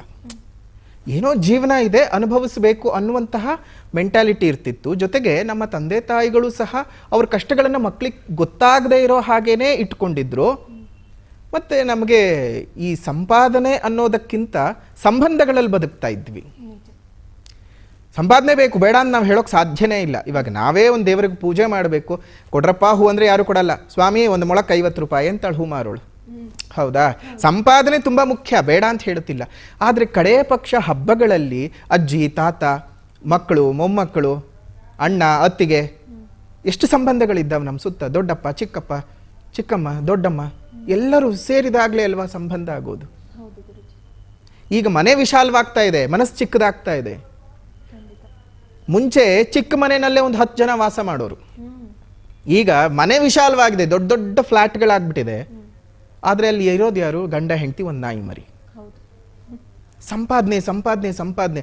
ಈ ಅದರಲ್ಲೂ ಕೆಲವೊಂದು ಸೆಕ್ಟರ್ಗಳಲ್ಲಿ ಕೆಲಸವನ್ನು ಮಾಡುವಂಥವ್ರು ನೋಡಿಬಿಟ್ರೆ day shift, night shift, mid shift, ಎಲ್ಲ ಶಿಫ್ಟ್ಗಳಲ್ಲೂ ಕೆಲಸ ಮಾಡಿ ಮಾಡಿ ಮಾಡಿ ನೀವು ಅಕೌಂಟ್ ಬ್ಯಾಲೆನ್ಸನ್ನು ಜಾಸ್ತಿ ಮಾಡ್ಕೊಳ್ತಾ ಇದ್ದೀರಿ ಹೊರತು ನೀವು ಎಷ್ಟು ನೆಮ್ಮದಿಯಾಗಿ ನಿದ್ದೆ ಮಾಡ್ತಾ ಇದ್ದೀರಿ, ಎಷ್ಟು ನೆಮ್ಮದಿಯಾಗಿ ಊಟ ಮಾಡ್ತಾ ಇದ್ದೀರಿ.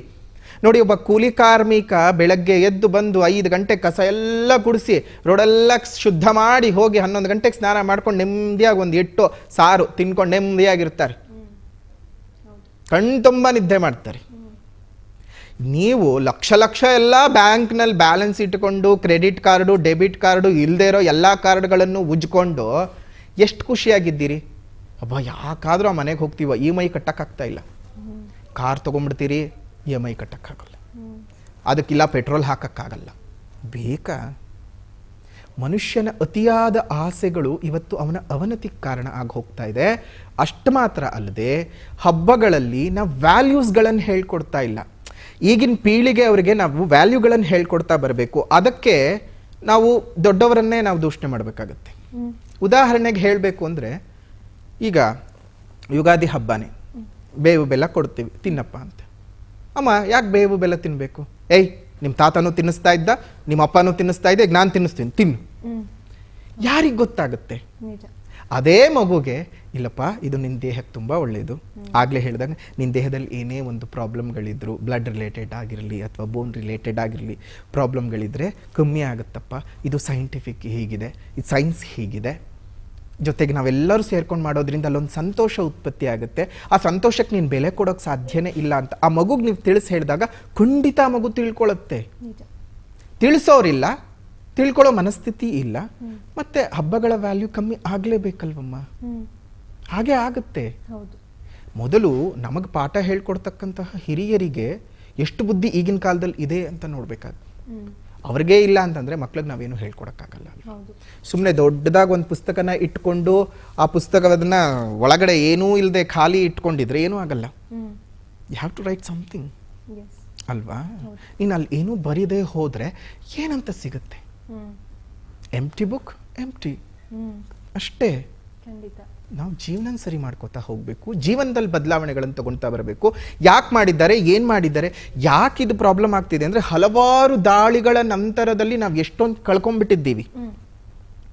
ತುಂಬ ದಾಳಿಗಳ ನಂತರದಲ್ಲಿ ಎಷ್ಟೋ ಹೊತ್ತಿಗೆಗಳು ನಾಶವಾಗಿದ್ದಾವೆ, ವಿಚಾರಗಳು ನಾಶವಾಗಿದ್ದಾವೆ. ಆ ನಾಶವಾದ ವಿಚಾರಗಳನ್ನು ಹುಡುಕೋ ಕೆಲಸ ಆಗಬೇಕು ಅಷ್ಟೇ. ಈಗ ಅದನ್ನು ಹುಡುಕುವಂಥ ಕೆಲಸ ಯಾರು ಮಾಡ್ತಾ ಇಲ್ಲ, ತಿಳಿಸುವಂಥ ಕೆಲಸ ಯಾರು ಮಾಡ್ತಾ ಇಲ್ಲ. ಪ್ರಶ್ನೋತ್ಪತ್ತಿಯ ವ್ಯೂಹ ಮಾತ್ರ ತುಂಬ ದೊಡ್ಡದಾಗಿ ಆಗ್ತಿದೆ, ಉತ್ತರ ಕಂಡು ಹಿಡ್ಕೊಳ್ಳೋಕೆ ಸಾಧ್ಯವಾಗ್ತಿಲ್ಲ.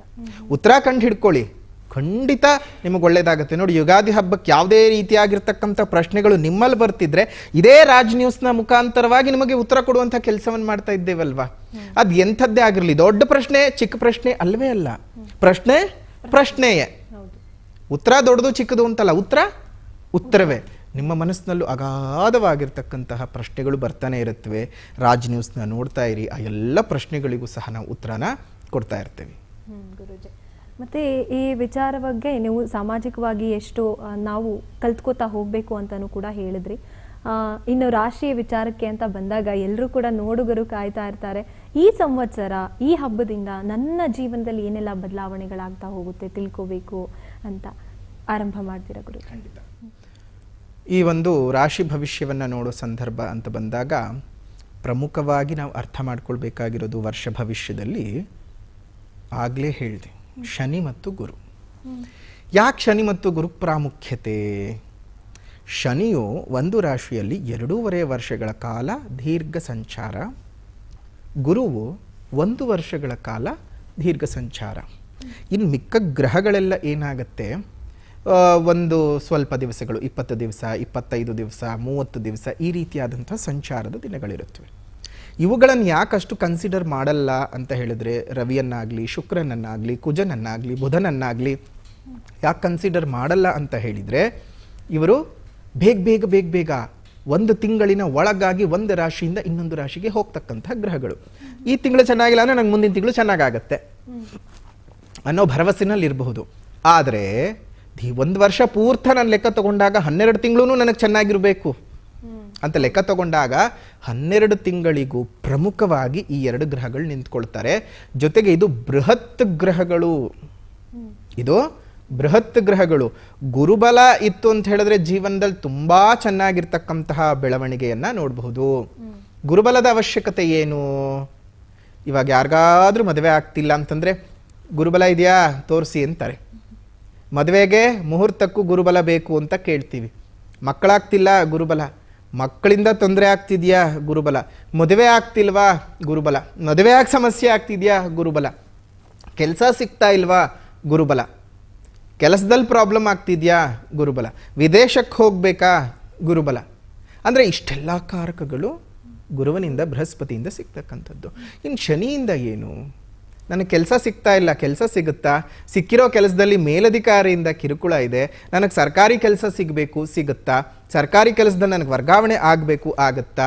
ನನಗೆ ಪ್ರಮೋಷನ್ ಸಿಗ್ತಾ ಇಲ್ಲ, ಸಿಗುತ್ತಾ? ನನಗೆ ಒಳ್ಳೆ ರೀತಿಯಾಗಿ ಹೈಕ್ ಆಗ್ತಾ ಇಲ್ಲ ಸ್ಯಾಲ್ರಿ, ನನಗೆ ಹೈಕ್ ಆಗುತ್ತಾ? ಮತ್ತು ನನಗೆ ಒಳ್ಳೆ ಸೇವಕರು ಸಿಗ್ತಾರಾ? ಅಂದರೆ ಕೆಲಸ ಇವಾಗ ನಾನು ಓನರ್ ಆಗಿದ್ದೀನಿ, ನಾನು ಕೆಲಸದವ್ರು ಬೇಕಲ್ಲ, ಸೇವಕರು ಬೇಕಲ್ಲ, ಒಳ್ಳೊಳ್ಳೆ ಸೇವಕರು ಸಿಗ್ತಾರಾ? ಇಷ್ಟೆಲ್ಲವನ್ನ ನಾವು ಶನಿಯಿಂದ ನೋಡ್ತಕ್ಕಂಥದ್ದು. ನೋಡಿ, ಜೀವನದ ಪ್ರಮುಖವಾಗಿರ್ತಕ್ಕಂಥ ಭಾಗಗಳನ್ನು ಈ ಗುರು ಮತ್ತು ಶನಿಯು ಆಕ್ರಮ ಮಾಡಿಕೊಂಡಿದ್ದಾರೆ. ಒಂದು ಕೇಳ, ಶನಿ ಅಂದ ತಕ್ಷಣ ಕೆಲವರಿಗೆ ಶನಿನಾ ಅಂತ ಅನ್ಸುತ್ತೆ. ಯಾಕೆ ಶನಿ ಅಂದ್ರೆ ಅಷ್ಟು ನೆಗೆಟಿವ್ ಆಗಿ ಥಿಂಕ್ ಮಾಡ್ತಾರೆ ಕೆಲವರು? ನೆಗೆಟಿವ್ ಆಗಿ ಥಿಂಕ್ ಮಾಡ್ತಾರೆ ಅನ್ನೋದಕ್ಕಿಂತ ನೆಗೆಟಿವ್ ಆಗಿ ಅವನ್ನ ಹಂಗೆ ಪೋಟ್ರೆ ಮಾಡಿಬಿಟ್ಟಿದ್ದಾರೆ. ನಳದ ಮಯಂತಿ ಕತೆ ಇರಬಹುದು, ರಾಜ ವಿಕ್ರಮಾದಿತ್ಯನ ಕತೆ ಇರಬಹುದು, ಬೃಹಸ್ಪತಿ ಆಚಾರ್ಯನ ಕತೆ ಇರ್ಬೋದು, ಪಕ್ಕದ ಮನೆಯವನಿಗೆ ಯಾರಿಗೋ 7:30 ಬಂದಾಗ ಅವ್ನ ಮನೆ ಬಿಟ್ಟು ಓಡೋದ ಅನ್ನುವಂತಹ ಕೇಳಿಸ್ಕೊಂಡಿರೋ ಕತೆಗಳಿರಬಹುದು. ಈ ಕೇಳಿಸ್ಕೊಂಡಿರೋ ಕತೆಗಳಿಂದಾನೇ ಶನಿಗೆ ಅಷ್ಟು ಕೆಟ್ಟ ಹೆಸರು. ಆದ್ರೆ ಶನಿ ನಿಜವಾಗ್ಲೂ ಕೆಟ್ಟದು ಆ ಥರ ಖಂಡಿತ ಇಲ್ಲ. ಉದಾಹರಣೆಗೆ ಹೇಳಬೇಕಂದ್ರೆ, ನಮ್ಮ ಕಣ್ಮುಂದೆ ಇವತ್ತಿಗೂ ಕೆಲವೊಂದು ವ್ಯಕ್ತಿಗಳು, ಜೀವಂತವಾಗಿರುವಂಥ ವ್ಯಕ್ತಿಗಳನ್ನೇ ನಾವು ಉದಾಹರಣೆಯಾಗಿ ತಗೊಳ್ತು ಅಂದರೆ, ಇವತ್ತು ಯಾರಮ್ಮ ನಮ್ಮ ದೇಶದ ಪ್ರಧಾನಮಂತ್ರಿ? ನರೇಂದ್ರ ಮೋದಿ ಅವರು. ನರೇಂದ್ರ ಮೋದಿ ಯಾವಾಗ ಪ್ರಧಾನಮಂತ್ರಿ ಆಗಿದ್ದು? 2014ರ ಎಲೆಕ್ಷನ್ನಲ್ಲಿ. ಆಗ ಅವರಿಗೆ ಜನ್ಮಶನಿ ಅಂದರೆ 7.5 ನಡೀತಾ ಇತ್ತು. 7.5 ನಡಿಬೇಕಾದ್ರೆ ಕೆಟ್ಟದ್ದಾಗತ್ತೆ ಅಂದ್ರೆ ಇಡೀ ದೇಶವನ್ನ ಆಳ್ವಿಕೆ ಮಾಡ್ತಕ್ಕಂತಹ ಕುರ್ಚಿನಲ್ಲಿ ಕೂತ್ರಲ್ಲ, ಹೇಗೆ? ಇದೇ ವಾಜಪೇಯಿ ಅವರು ಪ್ರಾತಸ್ಮರಣೀಯರು. ಇಡೀ ಎಲ್ಲ ಭಾರತವನ್ನ 4 ಮೂಲೆಗಳಿಗೂ ಕನೆಕ್ಟ್ ಮಾಡಿ ಪ್ರತಿ ಗ್ರಾಮಗಳಿಗೂ ಗ್ರಾಮೀಣ ಸಡಕ್ ಯೋಜನೆ ಮುಖಾಂತರವಾಗಿ ಎಲ್ಲ ಹಳ್ಳಿಗಳ ಕಡೆಗೂ ಟಾರ್ ನೋಡಿತ್ತು ಅಂದ್ರೆ ನಮ್ಮ ವಾಜಪೇಯಿ ಅವ್ರ ಸರ್ಕಾರ ಇದ್ದಾಗ ಪ್ರತಿ ಹಳ್ಳಿಯೂ ಟಾರ್ ನೋಡಿತ್ತಾಗ. ಈಗ ಎಷ್ಟು ನೋಡಿದ್ಯೋ ಗೊತ್ತಿಲ್ಲ, ಅದು ಬೇರೆ ವಿಚಾರ. ಹೀಗಿದ್ದಾಗ ಅವ್ರ ಕಾಲದಲ್ಲಿ ಅವರು ಪ್ರಧಾನಿಗಳಾಗಿದ್ದಾಗ ಅವ್ರಿಗೂ ಶನಿ ಪೀಡನೆ ನಡೀತಾ ಇತ್ತು. ನಮ್ಮ ಪಕ್ಕದ ಮನೆ ಜಯಲಲಿತಮ್ಮ, ಆಕೆಗೂ ಶನಿ ಪೀಡನೆ ನಡೆಯೋ ಸಂದರ್ಭದಲ್ಲಿ ಆಗಿದ್ದು. ಶನಿ ನಿಮಗೆ ಕೆಡಕು ಮಾಡ್ತಾನೆ ಅಂತ ಅಂದುಕೊಂಡ್ರೆ ನಿಮ್ಮ ತಪ್ಪು, ತುಂಬಾ ದೊಡ್ಡ ತಪ್ಪು. ಅಲ್ಲವೇ ಅಲ್ಲ, ನಿಮ್ಮ ಕರ್ಮದ ಅನುಸಾರ ನಿಮ್ಮನ್ನ ಉನ್ನತ ಸ್ಥಾನಕ್ಕೆ ಕರ್ಕೊಂಡು ಹೋಗುವ ಶಕ್ತಿ ಸಾಮರ್ಥ್ಯ ಇರತಕ್ಕಂಥದ್ದೇ ಶನಿನಲ್ಲಿ. ನನಗೂ ಇದು ನಿಜಕ್ಕೂ ಬೇರೆಯವ್ರು ಹೇಳೋದನ್ನ ಕೇಳಿ ಕೇಳಿ ನಾನು ಅದೇ ರೀತಿ ಅಂದ್ಕೊಂಡಿದ್ದೆ ಗುರುಜಿ. ಖಂಡಿತ ಇಲ್ಲ. ಈ 7.5 ಅನ್ನುವಂಥದ್ದು ಮತ್ತು ಪಂಚಮ ಶನಿ, ಅರ್ಧಾಷ್ಟಮ ಶನಿ, ಅಷ್ಟಮ ಶನಿ. 8ನೇ ಮನೆಯಲ್ಲಿ ಸಂಚಾರ ಮಾಡಬೇಕಾದಾಗ 8ನೇ ಮನೆ ಶನಿ ಅಂದ್ರೆ ಅಷ್ಟಮ ಶನಿ ಅಂತ ಕರಿತೀವಿ, ಅದು ಪೀಡೆ. ಅದೇ ರೀತಿ ಅರ್ಧಾಷ್ಟಮ ಶನಿ 4ನೇ ಮನೆಯಲ್ಲಿ ಶನಿ ಸಂಚಾರ ಮಾಡಬೇಕಾದಾಗ ಅದನ್ನು ಶನಿಪೀಡೆ ಅಂತ ಕರಿತೀವಿ. 5ನೇ ಮನೆಯಲ್ಲಿ ಸಂಚಾರ ಮಾಡಬೇಕಾದಾಗ ಪಂಚಮ ಶನಿ ಅಂತ ಕರಿತೀವಿ, ಅದು ಶನಿಪೀಡೆ. ಅದಾದ ನಂತರ ನಮ್ಮ 7.5 7.5 ವರ್ಷ ನಡೀತಕ್ಕಂಥದ್ದು ನಿಮ್ಮ ಜನ್ಮರಾಶಿಯ ಹಿಂದಿನ ರಾಶಿ, ಜನ್ಮರಾಶಿಯ ಮುಂದಿನ ರಾಶಿ. ಈ 3 ಸ್ಥಾನಗಳಲ್ಲಿ ಶನಿ ಏನಾದರೂ ಸಂಚಾರ ಮಾಡ್ತಾ ಇದ್ದಾನೆ ಅಂದರೆ 7.5. ಈ 7.5 ಅಂತ ಬಂದಾಗ ತುಂಬ ಹೆದರ್ಕೊಳ್ಳೋದು. ಈ ಪಂಚಮ ಶನಿಗೂ ಯಾರು ಅಷ್ಟು ತಲೆ ಕೆಡಿಸ್ಕೊಳ್ಳಲ್ಲ, ಅಷ್ಟು ಕೇಳಿರೋದಿಲ್ಲ. ಅರ್ಧಾಷ್ಟಮ ಶನಿನೂ ಅಷ್ಟು ಕೇಳಿರೋದಿಲ್ಲ, ಅಷ್ಟಮ ಶನಿನೂ ಅಷ್ಟು ಕೇಳಿರೋದಿಲ್ಲ. ಆದರೆ ಈ 7.5 ಅನ್ನುವಂತಹ ಶನಿಯನ್ನು ಎಷ್ಟು ಹಿಂಡಿ ಹಿಪ್ಪೆ ಮಾಡ್ತಿದ್ದಾರೆ ಅಂದರೆ, ಎಷ್ಟೋ ಬಾರಿ ನಾವೇ ಹೇಳಿದ್ದೀವಿ, ದಯವಿಟ್ಟು ಶನಿಗೆ ಹಿಂಸೆ ಕೊಡಬೇಡ್ರಪ್ಪ. ಯಾರು ಶನಿಗೆ ಯಾರು ಹಿಂಸೆ ಕೊಡೋಕೆ ಹೋಗ್ಬಿಡಿ, ಅವ್ನು ನಿಮ್ಗೆ ಹಿಂಸೆ ಕೊಡ್ತಿದ್ದಾನಂತ ಮೊದಲು ತಿಳ್ಕೊಳ್ಳಿ ಅಂತ ಹೇಳ್ತೀನಿ. ಯಾಕೆ ಅಂತ ಹೇಳಿದ್ರೆ, ಶನಿ ಅಂತ ಬಂದ ಸಂದರ್ಭಕ್ಕೆ ನಿಮ್ಮ ಕರ್ಮದ ಅನುಸಾರ ನಿಮ್ಮ ಕರ್ಮದ ಫಲಗಳನ್ನು ಕೊಡ್ತಕ್ಕಂಥದ್ದು. ನಿಮ್ದು ಒಳ್ಳೆ ಕರ್ಮ ಇತ್ತು ಅಂದರೆ ಒಳ್ಳೇದು ತೊಗೊಂಡು ಬರ್ತೀರಿ, ಕೆಟ್ಟದಿತ್ತು ಅಂದರೆ ಕೆಟ್ಟದ್ದು ಮಾಡ್ಕೊಳ್ತೀರಿ, ಅಷ್ಟೇ ವ್ಯತ್ಯಾಸ. ಅಂದರೆ ನೀವು ಬ್ಲೇಮ್ ಮಾಡ್ಕೊಳ್ಬೇಕಾಗಿರೋದು ಶನಿನಲ್ಲ. ಈಗ ಮನೆಯಲ್ಲಿ ನೀವು ಚೆನ್ನಾಗಿರುವಂತಹ ಒಂದು ಅನ್ನ ಹುಳಿನ ಮಾಡಿಟ್ಬಿಟ್ಟು ಬಿಸಿಬೇಳೆ ಬಾತ್ ಇಷ್ಟಪಟ್ರೆ, ಅನ್ನ ಹುಳಿ ತಿಂತ ಇದು ಬಿಸಿಬೇಳೆ ಬಾತ್ ಇದ್ದಂಗಿಲ್ಲ ಅಂತ ಹೇಳಿದ್ರೆ, ನೀನು ತಿಂತಿರೋದು ಅನ್ನ ಹುಳಿಯೇ, ಅದಕ್ಕೆ ಯಾಕಂತೀಯ ನೀನು ಬಿಸಿಬೇಳೆ ಬಾತ್ ಥರ ರುಚಿ ಇಲ್ಲ ಅಂತ.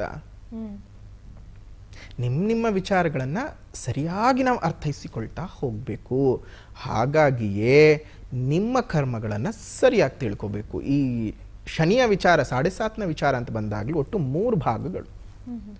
ಮೊದಲನೇ ಭಾಗ, 2ನೇ ಭಾಗ, 3ನೇ ಭಾಗ. ಈ ಮೊದಲನೇ ಭಾಗ, 2ನೇ ಭಾಗ, 3ನೇ ಭಾಗ ಅಂತ ಹೇಳಿದ್ರೆ ನಿಮ್ಮ ಜೀವನದಲ್ಲಿ ಎಷ್ಟನೇ ಬಾರಿ ಬಂದಿದೆ ತಿಳ್ಕೊಳ್ಳಿ. ಮೊದಲನೇ ಬಾರಿ ಬಂದಿದ್ಯಾ, 2ನೇ ಬಾರಿ ಬಂದಿದ್ಯಾ, 3ನೇ ಬಾರಿ ಬಂದಿದ್ಯಾ?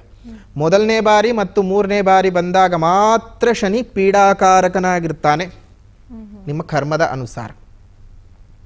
2ನೇ ಬಾರಿ ಬಂದಾಗ ಅವನನ್ನ ಹೊಂಬು ಶನಿ ಅಂತ ಕರಿತೀವಿ. ಆ ಹೊಂಬು ಶನಿಯು ನಿಮಗೆ ಎಲ್ಲ ರೀತಿಯಲ್ಲೂ ಒಳ್ಳೆಯದನ್ನೇ ಮಾಡ್ತಾನೆ. ತುಂಬ ಒಳ್ಳೆಯದನ್ನು ಮಾಡ್ತಕ್ಕಂತಹದ್ದು ಅಷ್ಟು ಮಾತ್ರ ಅಲ್ಲ, ನೀವೇನಾದರೂ ಮಕರ ರಾಶಿ, ಕುಂಭರಾಶಿ ಅಥವಾ ಶನಿಯ ಮಿತ್ರ ರಾಶಿಗಳಾಗಿರ್ತಕ್ಕಂತಹ ವೃಷಭ ಆಗಲಿ, ತುಲವ ಆಗಲಿ ಇಂತಹ ರಾಶಿಗಳಲ್ಲಿ ಹುಟ್ಟಿದ್ದರೆ ಶನಿಪೀಡನೆ ಕಡಿಮೆ. ಇಷ್ಟು ಮಾತ್ರ ಅಲ್ಲ, ಸರಿ ವಿರೋಧಿ ರಾಶಿಗಳಲ್ಲಿ ಹುಟ್ಟುಬಿಟ್ಟಿರ್ತೀವಿ, ವಿರೋಧಿ ಗ್ರಹಗಳ ಸ್ಥಾನದಲ್ಲಿ ಬಂದುಬಿಟ್ಟಿರ್ತೀವಿ, ನಮ್ಮ ಕರ್ಮ ಏನು ಮಾಡೋಕ್ಕಾಗಲ್ಲ. ಏನು ಯಾರಾದರೂ ಅಪ್ಲಿಕೇಶನ್ ಹಾಕ್ಕೊಂಡೇನು ಹುಟ್ಟಲ್ಲ, ಇದೇ ನಕ್ಷತ್ರ ಬೇಕು, ಇದೇ ರಾಶಿ ಬೇಕು, ಇದೇ ಅಪ್ಪ ಬೇಕು, ಇದೇ ಅಮ್ಮ ಬೇಕು ಅಂತ ಯಾರೂ ಹುಟ್ಟಲ್ಲ. ಹೀಗಿರೋಂತಹ ಸಂದರ್ಭದೊಳಗಡೆ ನಿಮ್ಮ ಜಾತಕದ ಅಷ್ಟಕ ವರ್ಗದಲ್ಲಿ ಶನಿಯ ಸ್ಥಾನ, ಪೀಡನಾ ಸ್ಥಾನದ ಸಂಚಾರ, ಉದಾಹರಣೆಗೆ ಈಗ ಸಂಪೂರ್ಣವಾಗಿ ಮೀನರಾಶಿಯವರಿಗೆ 7.5 ಇದೆ, ಕುಂಭರಾಶಿಯವರಿಗೆ 7.5 ಇದೆ, ಮೇಷರಾಶಿಯವರಿಗೆ 7.5 ನಡೀತಿದೆ. ಈ ಒಂದು ಮೀನರಾಶಿಯವರನ್ನು ತಗೊಳ್ಳೋಣ. ಮೀನರಾಶಿಯ ಹಿಂದಿನ ರಾಶಿ ಅಂದರೆ ಕುಂಭರಾಶಿ. ಕುಂಭರಾಶಿಯಲ್ಲಿ ಒಂದು ಶನಿ ಸಂಚಾರ ಮಾಡಬೇಕಾದಾಗ, ಮೀನರಾಶಿಯಲ್ಲಿ ಶನಿ ಸಂಚಾರ ಮಾಡಬೇಕಾದಾಗ, ಮೇಷರಾಶಿಯಲ್ಲಿ ಸಂಚಾರ ಮಾಡಬೇಕಾದಂತಹ ಸಂದರ್ಭದಲ್ಲಿ ನಿಮ್ಮ ಜನ್ಮಜಾತಕದ ಅಷ್ಟಕ ವರ್ಗದಲ್ಲಿ 4 ಅಥವಾ ಅದಕ್ಕಿಂತ ಹೆಚ್ಚಿನ ಬಿಂದುಗಳು ಇತ್ತು ಅಂತ ಹೇಳಿದರೆ ನಿಮಗೆ ಬಹಳ ಯೋಗಕಾರಕವಾಗಿಯೇ ಇರುತ್ತೆ. ಹಾಗಾಗಿಯೇ ಯಾರು ಶನಿಯಿಂದ ಹೆದರ್ಕೊಳ್ಳುವಂಥ ಅವಶ್ಯಕತೆ ಇಲ್ಲ. ನಿಮ್ಮ ಕರ್ಮ ಏನು, ನಿಮ್ಮ ಫಲಾಫಲಗಳೇನು, ನಿಮ್ಮ ಜನ್ಮ ರಹಸ್ಯ ಏನು ಅಂತ ನಿಮ್ಮ ಜನ್ಮಜಾತಕ ವಿಶ್ಲೇಷಣೆ ಮಾಡ್ತದೆ. ನಿಮ್ಮ ಜನ್ಮಜಾತಕವನ್ನು ಒಮ್ಮೆ ನೋಡ್ಕೊಳ್ಳಿ ಅಥವಾ ಯಾರು ತಜ್ಞರ ಹತ್ರ ತೋರಿಸ್ಕೊಳ್ಳಿ. ಆವಾಗಲೇ ನಿಮಗೆ ಪರಿಪೂರ್ಣವಾಗಿ ಶನಿ ಎಷ್ಟು ಒಳ್ಳೆಯವನು ಎಷ್ಟು ಕೆಟ್ಟವನು ಅಂತ ಗೊತ್ತಾಗೋದು. ಶುಕ್ರ ಏನೋ ತೊಂದರೆ ಕೊಡ್ತಿರ್ತಾನೆ, ಬಂದು ಶನಿ ಅಂತ ಜಾತಕ ತೋರಿಸ್ತಾ ಇರ್ತಾರೆ. ಪಾಪ ಅವ್ರಿಗೆ ಗೊತ್ತಿಲ್ಲ ಏನು ಮಾಡೋದು. ಯಾವುದೇ ಒಂದು ಈ ಸೀರಿಯಲ್ಗಳಾಗ್ಬೋದು, ಸಿನಿಮಾದಲ್ಲಾಗ್ಬೋದು, ನಾಟಕಗಳಲ್ಲಾಗ್ಬೋದು ಶನಿ ಪ್ರಭಾವ ಅಂತಲೇ ಇದೆ. ಅದು ಒಂದು ರೀತಿಯಾಗಿ ಒಳ್ಳೆಯದು. ಯಾಕೆ ಅಂತ ಹೇಳಿದ್ರೆ ನೋಡಿ, ನಳಮಹಾರಾಜ ಅಷ್ಟು ಕಷ್ಟಪಟ್ಟ ಮೇಲೇ ಭೂಲೋಕ ಚಕ್ರವರ್ತಿ ಅಂತ ಅನ್ನಿಸ್ಕೊಂಡದ್ದು. ಈಗ ನಾವು ಅದಿರನ್ನು ತೊಗೊಂಡು ಬರ್ತೀವಿ, ಚಿನ್ನದ ಅದಿರನ್ನು ಮೈನಿಂಗಿಂದ ತೊಗೊಂಡು ಬರ್ತೀವಿ. ಅದು ನೋಡೋಕೆ ಚಿನ್ನದ ಥರನೇ ಇರುತ್ತೆ. ಕುಲುಮೆಗೆ ಹಾಕಿ ಕುದಿಸ್ದಾಗಲೇ ಅಲ್ವಾ ಬಂಗಾರಕ್ಕೆ ಹೊಳಪು ಬರೋದು, ಅದಕ್ಕೆ ಬೆಲೆ ಬರೋದು. ನಮ್ಮ ಕ್ಲೀನಿಂಗ್ ಪ್ರೋಸೆಸ್ ಅದು. ನಮ್ಮಲ್ಲಿರುವಂತಹ ಎಲ್ಲ ಕೆಡಕುಗಳನ್ನು ನಾಶ ಮಾಡ್ತಕ್ಕಂಥದ್ದು ಅಥವಾ ನಮ್ಮ ಸುತ್ತ ಇರತಕ್ಕಂತಹ ವಿಷವರ್ತುಲಗಳನ್ನು ಶೋಧ ಮಾಡ್ತಕ್ಕಂತಹ ಸಮಯ. ಹಾಗಾಗಿ ಯಾರು ಹೆದರ್ಕೊಳ್ಳುವಂಥ ಅವಶ್ಯಕತೆ ಇಲ್ಲ ಖಂಡಿತ. ಇನ್ನು ರಾಶಿ ಭವಿಷ್ಯ ಅಂತ ಬಂದಾಗ ಮೊದಲನೇ ಸಲ ನಾವು ನೋಡಬೇಕಾಗಿರೋದೇನಪ್ಪ ಅಂತಂದರೆ ಆದಾಯ ವ್ಯಯಗಳು ಹೇಗಿದೆ, ಅಂದರೆ ಎಷ್ಟು ಲಾಭ ಬರುತ್ತೆ, ಎಷ್ಟು ಉಳಿಯುತ್ತೆ, ಎಷ್ಟು ಖರ್ಚಾಗುತ್ತೆ, ನಾವು ಎಷ್ಟು ಉಳಿಸ್ಕೋಬಹುದು ಅನ್ನುವಂತಹ ಲೆಕ್ಕಾಚಾರ. ನಮ್ಗೆ ಈ ವರ್ಷ ಹೆಚ್ಚಿಗೆ ಅವಮಾನ ಆಗುತ್ತಾ, ಹೆಚ್ಚಿಗೆ ಸನ್ಮಾನ ಆಗುತ್ತಾ, ನಮ್ಮ ಆರೋಗ್ಯ ಚೆನ್ನಾಗಿರುತ್ತಾ ಅನ್ನುವಂಥದ್ದನ್ನು ನೋಡಬೇಕಾಗತ್ತೆ. ಇನ್ನು ಮೇಷರಾಶಿನಲ್ಲಿ ಹುಟ್ಟಿರ್ತಕ್ಕಂಥವ್ರಿಗೆ ಆದಾಯ 11 ಇದ್ದರೆ ವ್ಯಯ ಕೇವಲ 5. ಅದೇ ರೀತಿಯಾಗಿ ಆರೋಗ್ಯ 0, ಅನಾರೋಗ್ಯ 4, ರಾಜಪೂಜಾ 4, ರಾಜಕೋಪ 2, ಸುಖ 6, ದುಃಖ 3. ಸ್ವಲ್ಪ ಸುಖದಲ್ಲಿ ಇರ್ತೀರಿ. ಆದರೆ ಕಾಳಜಿ ಮಾಡಬೇಕಾದಂಥ ವಿಚಾರಗಳೇನು ಅಂದರೆ ಮೊದಲನೇದಾಗಿ ಆರೋಗ್ಯ. ಯಾಕಂದರೆ ನೋಡಿ, ನಿಮಗೆ ವ್ಯಯಶನಿ ಇದೆ, ಜೊತೆಗೆ ಗುರುಬಲ ಬೇರೆ ಇಲ್ಲ. ಗುರು ಜೂನ್ 2ನೇ ತಾರೀಕಿನಿಂದ ನಿಮ್ಮ ಜನ್ಮರಾಶಿಯಿಂದ 4ನೇ ಮನೆಗೆ ಸಂಚಾರವನ್ನು ಮಾಡ್ತಾ ಉಚ್ಚಸ್ಥಾನಕ್ಕೆ ಹೋದರು. ನೋಡಿ, 12 ವರ್ಷಗಳ ನಂತರ ಗುರು ಪ್ರವೇಶ ಮಾಡ್ತಾ ಇರತಕ್ಕಂಥದ್ದು ಕರ್ಕಾಟಕ ರಾಶಿಗೆ. ಅದು ಉಚ್ಚಸ್ಥಾನಕ್ಕೆ ಪ್ರವೇಶ ಮಾಡ್ತಾ ಇದೆ. ಆ ಉಚ್ಚಸ್ಥಾನಕ್ಕೆ ಪ್ರವೇಶ ಮಾಡೋದ್ರಿಂದ ಅರ್ಥ ಮಾಡ್ಕೋಬೇಕು, ಗುರುಬಲ 12 ರಾಶಿಯವರಿಗೂ ಸಹ, ನಿಮಗೆ ಯಾರಿಗೆ ಗುರುಬಲ ಇಲ್ಲ ಅಂತ ಅಂದ್ಕೊಂಡಿದ್ದೀರಲ್ಲ ಅವರೆಲ್ಲರಿಗೂ 50 ಭಾಗ ಇದೆ ಅಂತಲೇ ಅರ್ಥ ಮಾಡ್ಕೋಬೇಕು. ಅಂದರೆ ದ್ವಾದಶ ರಾಶಿಗಳೆಲ್ಲರಿಗೂ ಸಹ ಗುರುಬಲ ಒಂದು ಹಂತಕ್ಕೆ ಇದೆ, ಕಾರಣ ಉಚ್ಚಸ್ಥಾನ ಆಗಿರೋದ್ರಿಂದ. ಇನ್ನು ಈ ಶನಿಯ ವಿಚಾರ 7.5 ನಡೀತಾ ಇದೆ. 7.5ಕ್ಕೆ ತುಂಬ ತಲೆಬಿಸಿ ಮಾಡ್ಕೊಳ್ಳುವಂಥ ಅವಶ್ಯಕತೆ ಇಲ್ಲ. ನೀವೇನು ಮಾಡಬೇಕು, ಈ ವರ್ಷ ಯಾವುದು ಹೊಸ ಕೆಲಸಗಳನ್ನು ಮಾಡೋಕ್ಕೆ ಹೋಗಬೇಡಿ, ಹೊಸ ವಿಚಾರಗಳಿಗೆ ಕೈ ಹಾಕಕ್ಕೆ ಹೋಗೋದು ಬೇಡ, ವಿದೇಶ ಪ್ರಯಾಣಗಳನ್ನು ಮಾಡಬೇಡಿ, ಕೆಲಸಗಳಲ್ಲಿ ಬದಲಾವಣೆಯನ್ನು ತಗೋಬೇಕು, ಪೊಸಿಷನ್ ಚೇಂಜ್ ಮಾಡ್ಕೊಳ್ಬೇಕು, ನಾನು ಈ ಕಂಪ್ನಿಯಿಂದ ಆ ಕಂಪ್ನಿಗೆ ಹೋಗಬೇಕು ಅಂತ ಏನಾದರೂ ಇತ್ತು ಅಂದರೆ ಸ್ವಲ್ಪ ಮಟ್ಟಕ್ಕೆ ಯೋಚನೆ ಮಾಡಿ ತಾಳ್ಮೆಯಿಂದ ಕೈ ಹಾಕೋದು ತುಂಬಾ ಒಳ್ಳೆಯದು. ಯಾವುದೇ ಪ್ರಾಪರ್ಟಿ ವಿಚಾರಗಳಿಗೆ ಕೈ ಹಾಕಬೇಕಾದ್ರೂ ಹುಷಾರು. ಲಿಟಿಗೇಷನ್ ಪ್ರಾಪರ್ಟಿಗಳಲ್ಲಿ ಸಿಕ್ಕಾಕೋಬೇಕಾಗತ್ತೆ, ತುಂಬ ಸಮಸ್ಯೆಗಳನ್ನು ಎದುರಿಸಬೇಕಾಗತ್ತೆ. ಜೊತೆಗೆ 7.5 ನಡೀತಾ ಇರೋದ್ರಿಂದ ಒಂದಷ್ಟು ಅವಮಾನಗಳನ್ನು ಸಹ ನೀವು ಎದುರಿಸಬೇಕಾಗಿರ್ತಕ್ಕಂತಹ ಸಮಯ ಸಂದರ್ಭಗಳು ಬರಬಹುದು. ತುಂಬ ಹುಷಾರಾಗಿರಬೇಕು ಮೇಷರಾಶಿಯವರು. ನೀವೊಂದು ಸಲ ಜಾಗ್ರತೆಯಾಗಿದ್ದು ನಿಮ್ಮ ಜೀವನದಲ್ಲಿ ಚೆನ್ನಾಗಾಗಬೇಕು ಅಂದರೆ ಹೇಳೋ ಪರಿಹಾರಗಳನ್ನು ಸರಿಯಾಗಿ ಮಾಡ್ಕೊಳ್ಳಿ. ಏನಪ್ಪ ಪರಿಹಾರ ಮಾಡ್ಕೊಳ್ಬೇಕು ಅಂತ ಹೇಳಿದ್ರೆ, ಕುಜ ಬೀಜಾಕ್ಷರಿಯನ್ನು ಜಪ ಮಾಡ್ಕೊಳ್ಳಿ. ಓಂ ಕ್ರಾಂ ಕ್ರೀಂ ಕ್ರೌಂ ಸಹ ಕುಜಾಯ ನಮಃ. ಈ ಒಂದು ಬೀಜಾಕ್ಷರಿಯನ್ನು ಪ್ರತಿನಿತ್ಯವೂ ಸಹ ಪೂರ್ವಕ್ಕೆ ಅಭಿಮುಖವಾಗಿ ಕೂತು ಪಠಣ ಮಾಡೋದ್ರಿಂದ ತುಂಬ ಚೆನ್ನಾಗಿ ಅನುಕೂಲತೆಗಳ ಉಂಟಾಗ್ತದೆ. ಅದೇ ರೀತಿಯಾಗಿ ಸುಬ್ರಹ್ಮಣ್ಯ ದಂಡಕ ಸ್ತೋತ್ರವನ್ನು ಕೇಳ್ತಾ ಬನ್ನಿ. ಹೇಳೋಕ್ಕೆ ಸಾಧ್ಯವಾಗುವಂಥವರು ಹೇಳಿ ಇನ್ನಷ್ಟು ಒಳಿತುಗಳಾಗ್ತವೆ. ಅದೇ ರೀತಿಯ ಗಿಡಗಳು ಸಾಧ್ಯವಾದಷ್ಟು ಬೆಳೆಸಿ, ಮತ್ತು ನಿಮ್ಮ ಮನೆ ಮುಂದೆ ಮತ್ತು ಮೇಲ್ಭಾಗದಲ್ಲಿ ಒಂದು ಸಣ್ಣ ಸಣ್ಣ ಕುಂಡಗಳಲ್ಲಿ ನೀರನ್ನು ಇಡ್ತಾ ಬನ್ನಿ. ಅದರಿಂದ ಎಷ್ಟೋ ಪ್ರಾಣಿಗಳಿಗೆ, ಪಕ್ಷಿಗಳಿಗೆ ನೀವು ಕೊಡುವಂತಹ ಒಂದು ಹನಿ ನೀರು ಅವರ ಜೀವನನ ಉಳಿಸ್ಕೊಳ್ಳೋದಕ್ಕೆ ಸಾಧ್ಯವಾಗುತ್ತೆ. ಇದು 12 ರಾಶಿಯವರು ಮಾಡಬೇಕು. ನೀರು ಕೊಡೋದು ಏನೂ ಇಲ್ಲ, ನೀವೇನು ಎಲ್ಲೋ ಸಂಪಾದನೆ ಮಾಡ್ಕೊಂಡಿದ್ರೆ ದುಡ್ಡು ಸೂರಿರೆ ಅಂತ ಯಾರೂ ಹೇಳ್ತಾ ಇಲ್ಲ. ನೀವು ಒಂದೊಂದು ಬಟ್ಲುಗಳಲ್ಲಿ ನೀರಿಡಿ, ಎಷ್ಟೋ ಪಕ್ಷಿಗಳಿಗೆ ಈ ಬಿರು ಬೇಸಿಗೆ ಕಾಲಕ್ಕೆ ಅನುಕೂಲಗಳಾಗುತ್ತೆ. ಶುಭವಾಗಲಿ. ಇದಾಯೋ ಒಂದು ಮೇಷರಾಶಿಯವರ ವಿಚಾರ. ಒಂದು ಕರೆ ತಗೊಂಡಿರೋಣ, ನಂತರದಲ್ಲಿ ಮುಂದಿನ ರಾಶಿನ ತಿಳಿಸ್ಕೊಳ್ಳೋರಂತೆ. ನಾಗಮಂಗಲದಿಂದ ಶ್ರೀನಿವಾಸ್ ಅನ್ನುವಂಥವ್ರು ಕರೆ ಮಾಡಿದ್ದಾರೆ. ಶ್ರೀನಿವಾಸ್ ಅವರೇ ನಮಸ್ಕಾರ. ಹಾ ಹೇಳಿ, ಗುರೂಜಿ ಇದ್ದಾರೆ, ನೀವು ಮಾತನಾಡ್ಬೋದು. ಯಾರ ಬಗ್ಗೆ ಏನಾದ್ರೂ ಕೇಳ್ಬೇಕಾ? ನನ್ನ ಬಗ್ಗೆನೇ ಕೇಳ್ಬೇಕಿತ್ತು. ನಮಸ್ಕಾರ ಗುರುಜಿ. ನಮಸ್ಕಾರ ಶ್ರೀನಿವಾಸ್, ಹೇಳ್ರಿ. 10 ಡೇಟ್ ಆಫ್ ಬರ್ತ್ 10/5/64. ಸರಿ. ಮುಂಬತ್ತು ಪಂಚಾಯತಿ ಚುನಾವಣೆಗೆ ಒಂದು ಓದ್ಬಿಟ್ಟಿದ್ದೆ. ಈ ಸರಿ ನಿಲ್ದಾಕೆ ಅಂತ ಓಡಾಡ್ತಾ ಇದ್ದೀನಿ. ನಾನು ಒಂದು ಹೆಂಗಾಗುತ್ತೆ ಅಂತ ಕೇಳೋಣ ಅಂತ ಮಾಡಿದೆ. ಏನ್ ನಿರ್ಧಾರ ಓಡಾಡ್ತಿದ್ದೀರಿ? ಇದು ಪಂಚಾಯತಿ, ಗ್ರಾಮ ಪಂಚಾಯತಿ ಎಲೆಕ್ಷನ್ಗೆ ಸ್ವಾಮಿ. ಗ್ರಾಮ ಪಂಚಾಯತಿ ಎಲೆಕ್ಷನ್ಗೆ ಓಡಾಡ್ತಿದ್ದೀರಿ. ಯಾಕೆ ರಾಜಕಾರಣಿ ಆಗಬೇಕು ಅಂತ ಅಂದುಕೊಂಡಿದ್ದೀರಾ? ಒಂದ್ಸಲ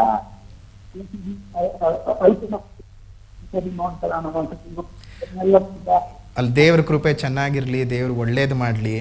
ನೋಡಿ, ಭವಿಷ್ಯ ಕೇಳಬೇಕಾದ ಸಂದರ್ಭಕ್ಕೆ ನಾವು ಸರಿಯಾದ ಸ್ಥಳದಲ್ಲಿ ನಿಂತ್ಕೊಂಡಿರ್ಬೇಕು ಅಲ್ವಾ? ನೋಡಿ, ನೀವು ಮಾತಾಡೋದು ಅರ್ಧ ಕೇಳಿಸುತ್ತೆ, ಅರ್ಧ ಕೇಳಿಸ್ತಾ ಇಲ್ಲ.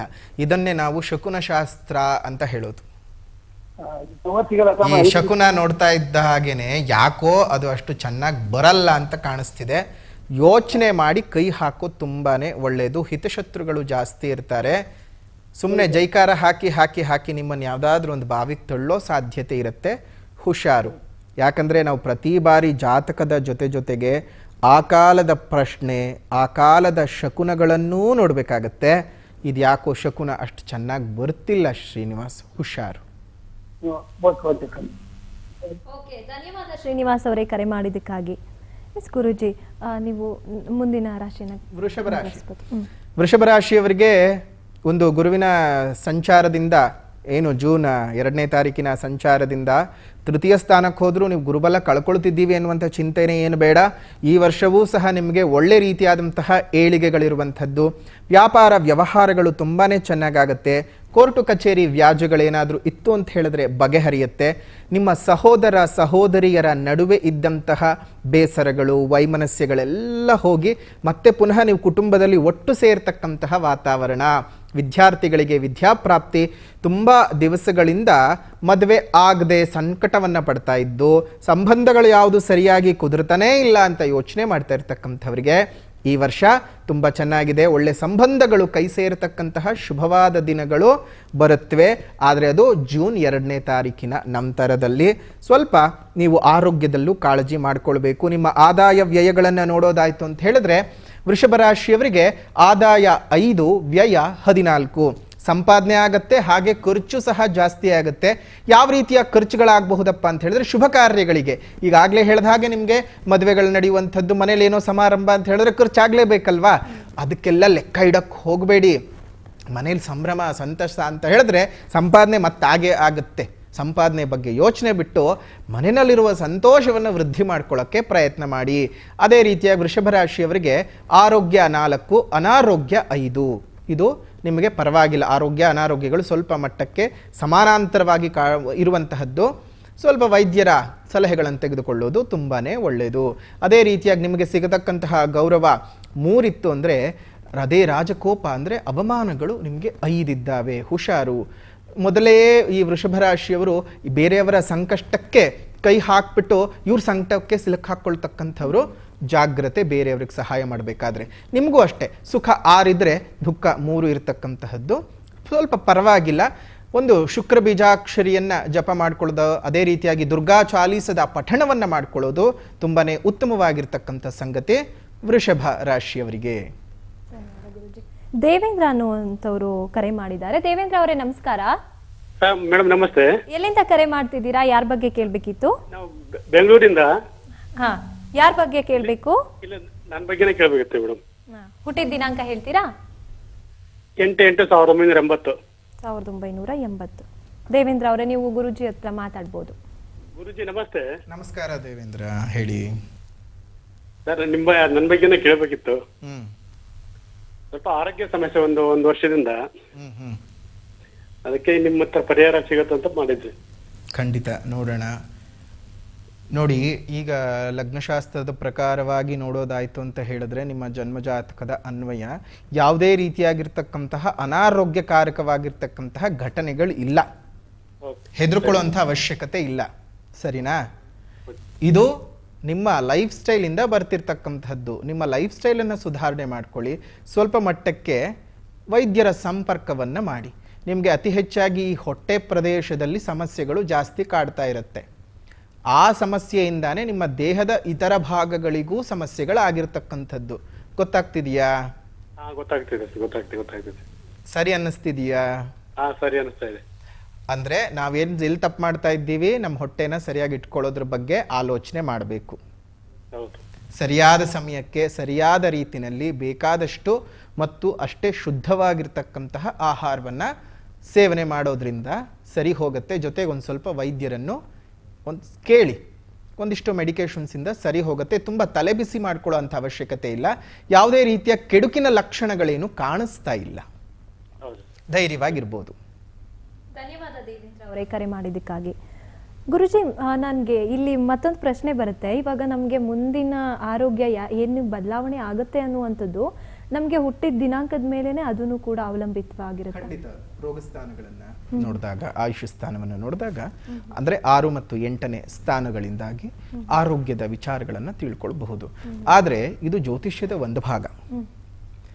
ಜ್ಯೋತಿಷ್ಯ ಶಾಸ್ತ್ರ ಉಂಟಾದಾಗ ಯಾವುದೇ ರೀತಿಯಾದಂತಹ ಅಡಲ್ಟ್ರೇಟೆಡ್ ಫುಡ್ಗಳು ಇರಲಿಲ್ಲ, ಜಂಕ್ ಫುಡ್ಗಳು ಇರಲಿಲ್ಲ, ಅನ್ಹೆಲ್ದಿ ಲೈಫ್ ಸ್ಟೈಲ್ ಇರಲಿಲ್ಲ. ಈಗ ಇಷ್ಟನ್ನೆಲ್ಲ ನಾನು ಮಾಡ್ಕೊಂಡ್ಬಿಟ್ಟು ಪೊಲ್ಯೂಟ್ ಮತ್ತು ಅಡಲ್ಟ್ರೇಟ್ ಇದೆರಡನ್ನೂ ನಾನು ಮಾಡಿಕೊಂಡು ತಿನ್ನೋದೇ ವಿಷ ತಿಂತ, ಸ್ವಾಮಿ ನನ್ನ ಜಾತಕ ನೋಡ್ಬಿಟ್ಟು ಆರೋಗ್ಯ ಚೆನ್ನಾಗಿದೆಯಾ ಅಂದರೆ ಏನು ಹೇಳೋಣಮ್ಮ? ಈಗ ಜಾತಕದಲ್ಲಿ ನೋಡಿ, ಇವ್ರಿಗೆ ಪಾಪ ಇವರೇ ಫೋನ್ ಮಾಡಿದ್ರು, ಇವ್ರಿಗೇನು ಸಮಸ್ಯೆ ಇಲ್ಲ ಜಾತಕದ ರೀತಿಯಲ್ಲಿ. ಆದರೂ ಸಮಸ್ಯೆ ಯಾಕೆ ಬರ್ತಿದೆ? ನಾವು ತಿಂತಿರುವಂತಹ ಆಹಾರದಿಂದ, ನಮ್ಮ ಜೀವನದ ಶೈಲಿಯಿಂದ, ನಾವು ನಡ್ಕೊಳ್ತಾ ಇರತಕ್ಕಂತಹ ರೀತಿಗಳಿಂದ. ಅದನ್ನು ಸರಿ ಮಾಡ್ಕೊಳ್ಬೇಕಾಗ್ತದೆ. ಹಾಗಾಗಿ ಲೈಫ್ ಸ್ಟೈಲ್ ಚೆನ್ನಾಗಾಯ್ತು ಅಂತ ಹೇಳಿದ್ರೆ, ಲೈಫ್ ಸ್ಟೈಲ್ ನೀವು ಸರಿಯಾಗಿ ಇಟ್ಕೊಂಡಿಲ್ಲ ಅಂತ ಹೇಳಿದಾಗ ನೀವು ಲೈಫ್ ಸ್ಟೈಲ್ ಮೊದಲು ಸರಿ ಮಾಡ್ಕೊಳ್ಳಿ. ಲೈಫ್ ಸ್ಟೈಲ್ ಚೆನ್ನಾಗಿದೆ ಅಂದಾಗಲೂ ನಿಮಗೆ ಜಾತಕದಿಂದ ಏನಾದರೂ ತೊಂದರೆ ಬರ್ತಿದೆ ನೋಡಿ. ಇವಾಗ ಫಾರ್ ಎಕ್ಸಾಂಪಲ್ ತುಂಬ ದೊಡ್ಡ ರೋಗ ಅಂತಂದರೆ ಔಷಧಿ ಇಲ್ಲದೆ ಇರತಕ್ಕಂಥದ್ದು ಈಗ ಸದ್ಯ ಕ್ಯಾನ್ಸರ್. ಕುಜರಾಹು, ಕುಜಶನಿ ಯಾರ ಜಾತಕದಲ್ಲಿ ಸಂಯೋಗವಾಗಿರುತ್ತೆ, ದೃಷ್ಟಿ ಬಿದ್ದಿರುತ್ತೆ, ಅವ್ರಿಗೆ ಆಲ್ಮೋಸ್ಟ್ ಈ ಕ್ಯಾನ್ಸರ್ ಅನ್ನುವಂಥದ್ದು ಬರುತ್ತೆ. ಆ ಕುಜದಶಾ ಕಾಲದ ರಾಹುಭುಕ್ತಿಯಲ್ಲಿ, ರಾಹುದಶಾ ಕಾಲದ ಕುಜಭುಕ್ತಿಯಲ್ಲಿ, ಶನಿದಶಾ ಕಾಲದ ಕುಜಭುಕ್ತಿ, ಅಥವಾ ಕುಜದಶಾ ಕಾಲದ ಶನಿಭುಕ್ತಿ, ಶನಿದಶಾ ಕಾಲದ ಕುಜಭುಕ್ತಿ, ಆಯಾ ಸರ್ಟನ್ ಟೈಮ್ ಬಂದಾಗ ನಿಮಗೆ ಕಾಯಿಲೆಗಳನ್ನು ಕೊಡ್ತಕ್ಕಂಥದ್ದಾಗ್ಬಿಡುತ್ತೆ. ಹಾಗಾಗಿ ಜಾತಕದಿಂದಲೂ ಕಾಯಿಲೆಗಳನ್ನು ಗಮನಿಸ್ಕೊಳ್ತಾ ಅದನ್ನು ಈಗಿನ ಕಾಲಕ್ಕೂ ಸಹ ನಾವು ಅಪ್ಲೈ ಮಾಡಿಕೊಂಡು ನಮ್ಮ ಜೀವನ ಮುಂದುವರಿಸ್ಕೊಳ್ತಾ ಹೋಗಬೇಕು. ಯಾಕಂದ್ರೆ ಇದು ಕಾಯಿನ್ ಇದ್ದ ಹಾಗೆ. ಯಾವಾಗಲೂ ಕಾಯಿನ್ಗೆ ಎಷ್ಟು ಫೇಸಸ್ ಇರುತ್ತೆ? 2 ಫೇಸ್ ಇದ್ದೇ ಇರುತ್ತೆ. ಸೊ ಹಾಗಾಗಿ ಒಂದನ್ನು ಮಾತ್ರ ಯೋಚನೆ ಮಾಡಬಾರ್ದು, ಎರಡನೆಯದನ್ನು ಯೋಚನೆ ಮಾಡಿದಾಗಲೇ ಒಳ್ಳೇದು ಗೊತ್ತಾಗೋದು. ಖಂಡಿತ ಗುರುಜಿ. ಮತ್ತೊಂದು ಕರೆ ಸಿದ್ಧ ಇದೆ, ತಗೊಂಡ್ಬೇಡ. ಬೆಳಗಾವಿಯಿಂದ ಮಲ್ಲಿಕಾರ್ಜುನ್ ಅವರು ಕರೆ ಮಾಡಿದ್ದಾರೆ. ಮಲ್ಲಿಕಾರ್ಜುನ್ ಅವರೇ ನಮಸ್ಕಾರ. ನಮಸ್ಕಾರ ಮೇಡಮ್. ಹೇಳಿ, ಯಾರ ಬಗ್ಗೆ ಕೇಳಬೇಕಿತ್ತು? ಹುಟ್ಟಿದ ದಿನಾಂಕ ಹೇಳ್ತೀರಾ? ಮಲ್ಲಿಕಾರ್ಜುನ್ ಅವರೇ ಕೇಳಿಸ್ತಿದ್ಯಾ? ಕೇಳಿಸ್ತಿದೆ ಮೇಡಮ್. ಯಾರ ಬಗ್ಗೆ ಕೇಳಬೇಕಿತ್ತು? ನನ್ನ ಬಗ್ಗೆನೇ ಕೇಳಬೇಕು ಮೇಡಮ್. ಹುಟ್ಟಿದ ದಿನಾಂಕ 7359 ಮೇಡಮ್. ರಾತ್ರಿ 9:15. ರಾತ್ರಿ 9:15. ಗುರುಜಿ ಇದ್ದಾರೆ, ಮಾತಾಡ್ಬೋದು ನೀವು ಗುರುಜಿ ಜೊತೆ. ನಮಸ್ತೆ. ನಮಸ್ಕಾರ ಗುರುಗಳ. ಏನ್ ಪ್ರಶ್ನೆ ಇತ್ತು?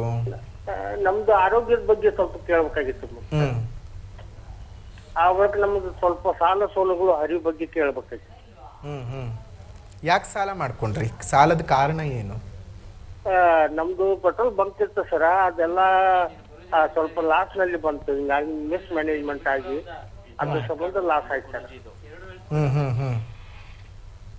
ಅದರಿಂದ ಈಗ ಸಮಸ್ಯೆಗೆ ಜಾಸ್ತಿ ಆಗಿ ಅದ್ರ ಬಗ್ಗೆ ಯೋಚನೆ ಮಾಡ ಆರೋಗ್ಯನ ಕೆಡಿಸ್ಕೊಂಡ್ರ? ಹ್ಞೂ ಸರ್.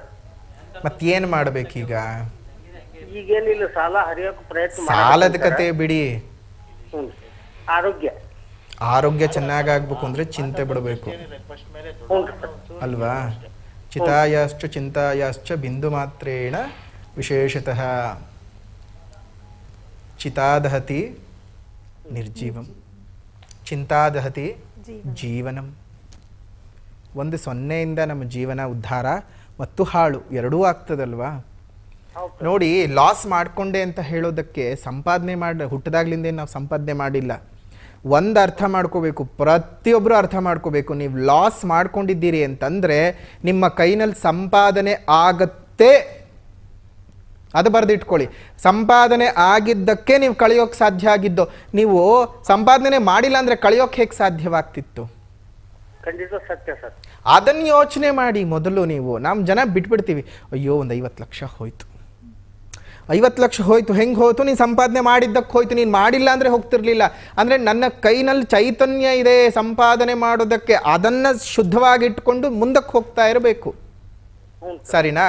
ಅದು ಅಲ್ಲದೆ ಈಗಿನ ಕಾಲಕ್ಕೆ ನಿಮಗೆ ವಯೋಸಹಜವಾಗಿಯೂ ನಿಮ್ಮ ಜನ್ಮಜಾತಕದಲ್ಲಿ ನಡೀತಿರ್ತಕ್ಕಂತಹ ದಶಾಭುಕ್ತಿಗಳು ಸಹ ಅಷ್ಟೊಂದು ಸಪೋರ್ಟಿವ್ ಆಗಿ ಇಲ್ಲ. ಸರಿನಾ? ನೀವು ಏನು ಮಾಡ್ಕೊಳ್ಬೇಕು ಅಂದರೆ, ಯಾವ ಊರು ನಿಮ್ಮದು? ಬೆಳಗಾಂ ಸರ್. ಬೆಳಗಾಂ. ಹಾಗಾದರೆ ನೀವು ಒಂದು ಕೆಲಸ ಮಾಡಿ, 3 ಹುಣ್ಣಿಮೆ ದಿವಸ ಗುಡ್ಡದ ಎಲ್ಲಮ್ಮನಿಗೆ ಹೋಗಿ ಭಂಡಾರದ ಸೇವೆ ಮಾಡ್ಕೊಂಡು ಬರ್ರಿ. ಹ್ಞೂ ಸರ್. ಅಮ್ಮನವ್ರ ಪಾದಕ್ಕೆ ಹಾಕಿ ಬರ್ರಿ, ಜೀವನ ಒಳ್ಳೇದಾಗಲಿ. ಧನ್ಯವಾದ ಮಲ್ಲಿಕಾರ್ಜುನ್ ಅವರೇ ಕರೆ ಮಾಡಿದ್ದಕ್ಕಾಗಿ. ಗುರುಜಿ, ಸಮಯದ ಅಭಾವ ಕೂಡ ಆಗ್ತಾ ಇದೆ, ಮುಂದಿನ ರಾಶಿಗೆ ಹೋಗೋಣ ಗುರುಜಿ. ಅದಾದ ನಂತರ ಮಿಥುನ ರಾಶಿ. ಮಿಥುನ ರಾಶಿಯವರಿಗೆ ನೋಡೋದಾಯಿತು ಅಂತ ಹೇಳಿದ್ರೆ, ಆದಾಯ 8, ವ್ಯಯ 11, ಆರೋಗ್ಯ 6, ಅನಾರೋಗ್ಯವೂ ಸಹ 6. ಅಂದರೆ ಸಮಾನಾಂತರವಾಗಿ ಹೋಗ್ತಕ್ಕಂಥದ್ದು. ಆರೋಗ್ಯ ಚೆನ್ನಾಗಿ ಕಾಪಾಡ್ಕೊಳ್ಳಿ. ನೀವು ಎಷ್ಟೇ ಇದ್ದರೂ ದುಡ್ಡೆಲ್ಲ ಮುಖ್ಯ. ಆರೋಗ್ಯ ಚೆನ್ನಾಗಿದ್ರೆ ದುಡ್ಡು ಸಂಪಾದನೆ ಮಾಡ್ಬೋದು. ಆರೋಗ್ಯ ಚೆನ್ನಾಗಿಲ್ಲ ಅಂದರೆ ನೀವು ಸಂಪಾದನೆ ಮಾಡಿರೋ ದುಡ್ಡೆಲ್ಲ ಹೋಗ್ಬಿಡುತ್ತೆ. ಹುಷಾರು. ನಿಮಗೆ ಸಿಗ್ತಕ್ಕಂತಹ ಒಂದು ಅವಮಾನಗಳು ಈ ಒಂದು ಸಂದರ್ಭದಲ್ಲಿ ಸ್ವಲ್ಪ ಜಾಸ್ತಿನೇ ಇದೆ. ಅಂದರೆ 5 ಇದೆ. ಅದೇ ನಿಮಗೆ ಸಿಗುವಂತಹ ಗೌರವಗಳು 0 ಇರ್ತಕ್ಕಂಥದ್ದು, ಸುಖ 6, ದುಃಖ 3 ಇರ್ತಕ್ಕಂತಹ ಸಂವತ್ಸರ. ಅದೇ ರೀತಿಯಾಗಿ ನಿಮಗೆ ಈ ವರ್ಷದಲ್ಲಿ ಬಹಳ ಅತ್ಯದ್ಭುತವಾಗಿರ್ತಕ್ಕಂತಹ ದೊಡ್ಡ ಫಲ ಏನು ಅಂದರೆ ಗುರುಬಲ ಬರ್ತಾ ಇರತಕ್ಕಂಥದ್ದು. ಅದು ನಿಮ್ಮ ದ್ವಿತೀಯ ಸ್ಥಾನಕ್ಕೆ, ಧನಸ್ಥಾನಕ್ಕೆ ಉಚ್ಚಂಗತನಾಗಿರ್ತಕ್ಕಂತಹ ಗುರು ಬರ್ತಾ ಇರೋದ್ರಿಂದ ಎಲ್ಲ ಪ್ರಭಾವಗಳೂ ಸಹ ನಿಮಗೆ ಕಡಿಮೆ ಆಗ್ತಕ್ಕಂಥದ್ದು. ಒಳ್ಳೆ ರೀತಿಯಲ್ಲಿ ಬೆಳವಣಿಗೆಗಳು ಉಂಟಾಗುತ್ತೆ. ಇಷ್ಟು ದಿವಸಗಳು ನಿಂತು ಹೋದಂತಹ ಎಲ್ಲ ಕೆಲಸಗಳು ಮುಂದಕ್ಕೆ ಹೋಗುತ್ತೆ. ಸಂತಾನದ ಪ್ರಾಪ್ತಿ ಉಂಟಾಗತಕ್ಕಂತಹದ್ದು. ಬೇರೆ ದೇಶಗಳಿಗೆ ಕೆಲಸಕ್ಕೆ ಏನಾದರೂ ಹುಡುಕ್ತಾ ಇತ್ತು ಅಂತ ಹೇಳಿದ್ರೆ ಬೇರೆ ದೇಶದಲ್ಲಿ ಕೆಲಸಗಳಾಗ್ತಕ್ಕಂಥದ್ದು. ನಿಮ್ಮ ಸಮಸ್ಯೆಗಳು ಒಂದಷ್ಟರ ಮಟ್ಟಕ್ಕೆ ಕಡಿಮೆಯಾಗಿ ಹೊಸ ಜೀವನದ ಬೆಳವಣಿಗೆ ಮಿಥುನ ರಾಶಿಯವರಿಗೆ ಇರ್ತಕ್ಕಂಥದ್ದು. ಅದೇ ರೀತಿಯಾಗಿ ನೀವೇನು ಮಾಡಬೇಕಪ್ಪ ಅಂತ ಹೇಳಿದ್ರೆ, ವಿಷ್ಣು ಸಹಸ್ರನಾಮದ ಪಠಣವನ್ನು ಮಾಡ್ಕೊಳ್ತಾ ಬನ್ನಿ. ಯಾವುದಾದ್ರೂ ಒಂದು ದೇವಸ್ಥಾನಕ್ಕೆ ಒಂದು 5 10 ತೆಂಗಿನ ಗಿಡಗಳನ್ನು ದಾನವಾಗಿ ಕೊಟ್ಟು ಅದು ಬೆಳೆಸೋ ರೀತಿಯಲ್ಲಿ ನೋಡ್ಕೊಳ್ಳಿ. ಇನ್ನಷ್ಟು ಶುಭವಾಗುತ್ತೆ, ಒಳ್ಳೆಯದಾಗಲಿ. ಅದಾದ ನಂತರ ಕರ್ಕಾಟಕ ರಾಶಿಯವರ ವಿಚಾರ ಅಂತ ಬಂದಾಗ ನೋಡಿ, ಕರ್ಕಾಟಕ ರಾಶಿಯವರಿಗೆ ನಿಮ್ಮ ಜನ್ಮರಾಶಿಗೆ 12 ವರ್ಷಗಳ ನಂತರ ಗುರು ಪ್ರವೇಶವಾಗ್ತಾ ಇರುವಂತಹದ್ದು, ಉಚ್ಚ ಸ್ಥಾನಕ್ಕೆ ಪ್ರವೇಶ ಆಗ್ತಾ ಇರತಕ್ಕಂಥದ್ದು.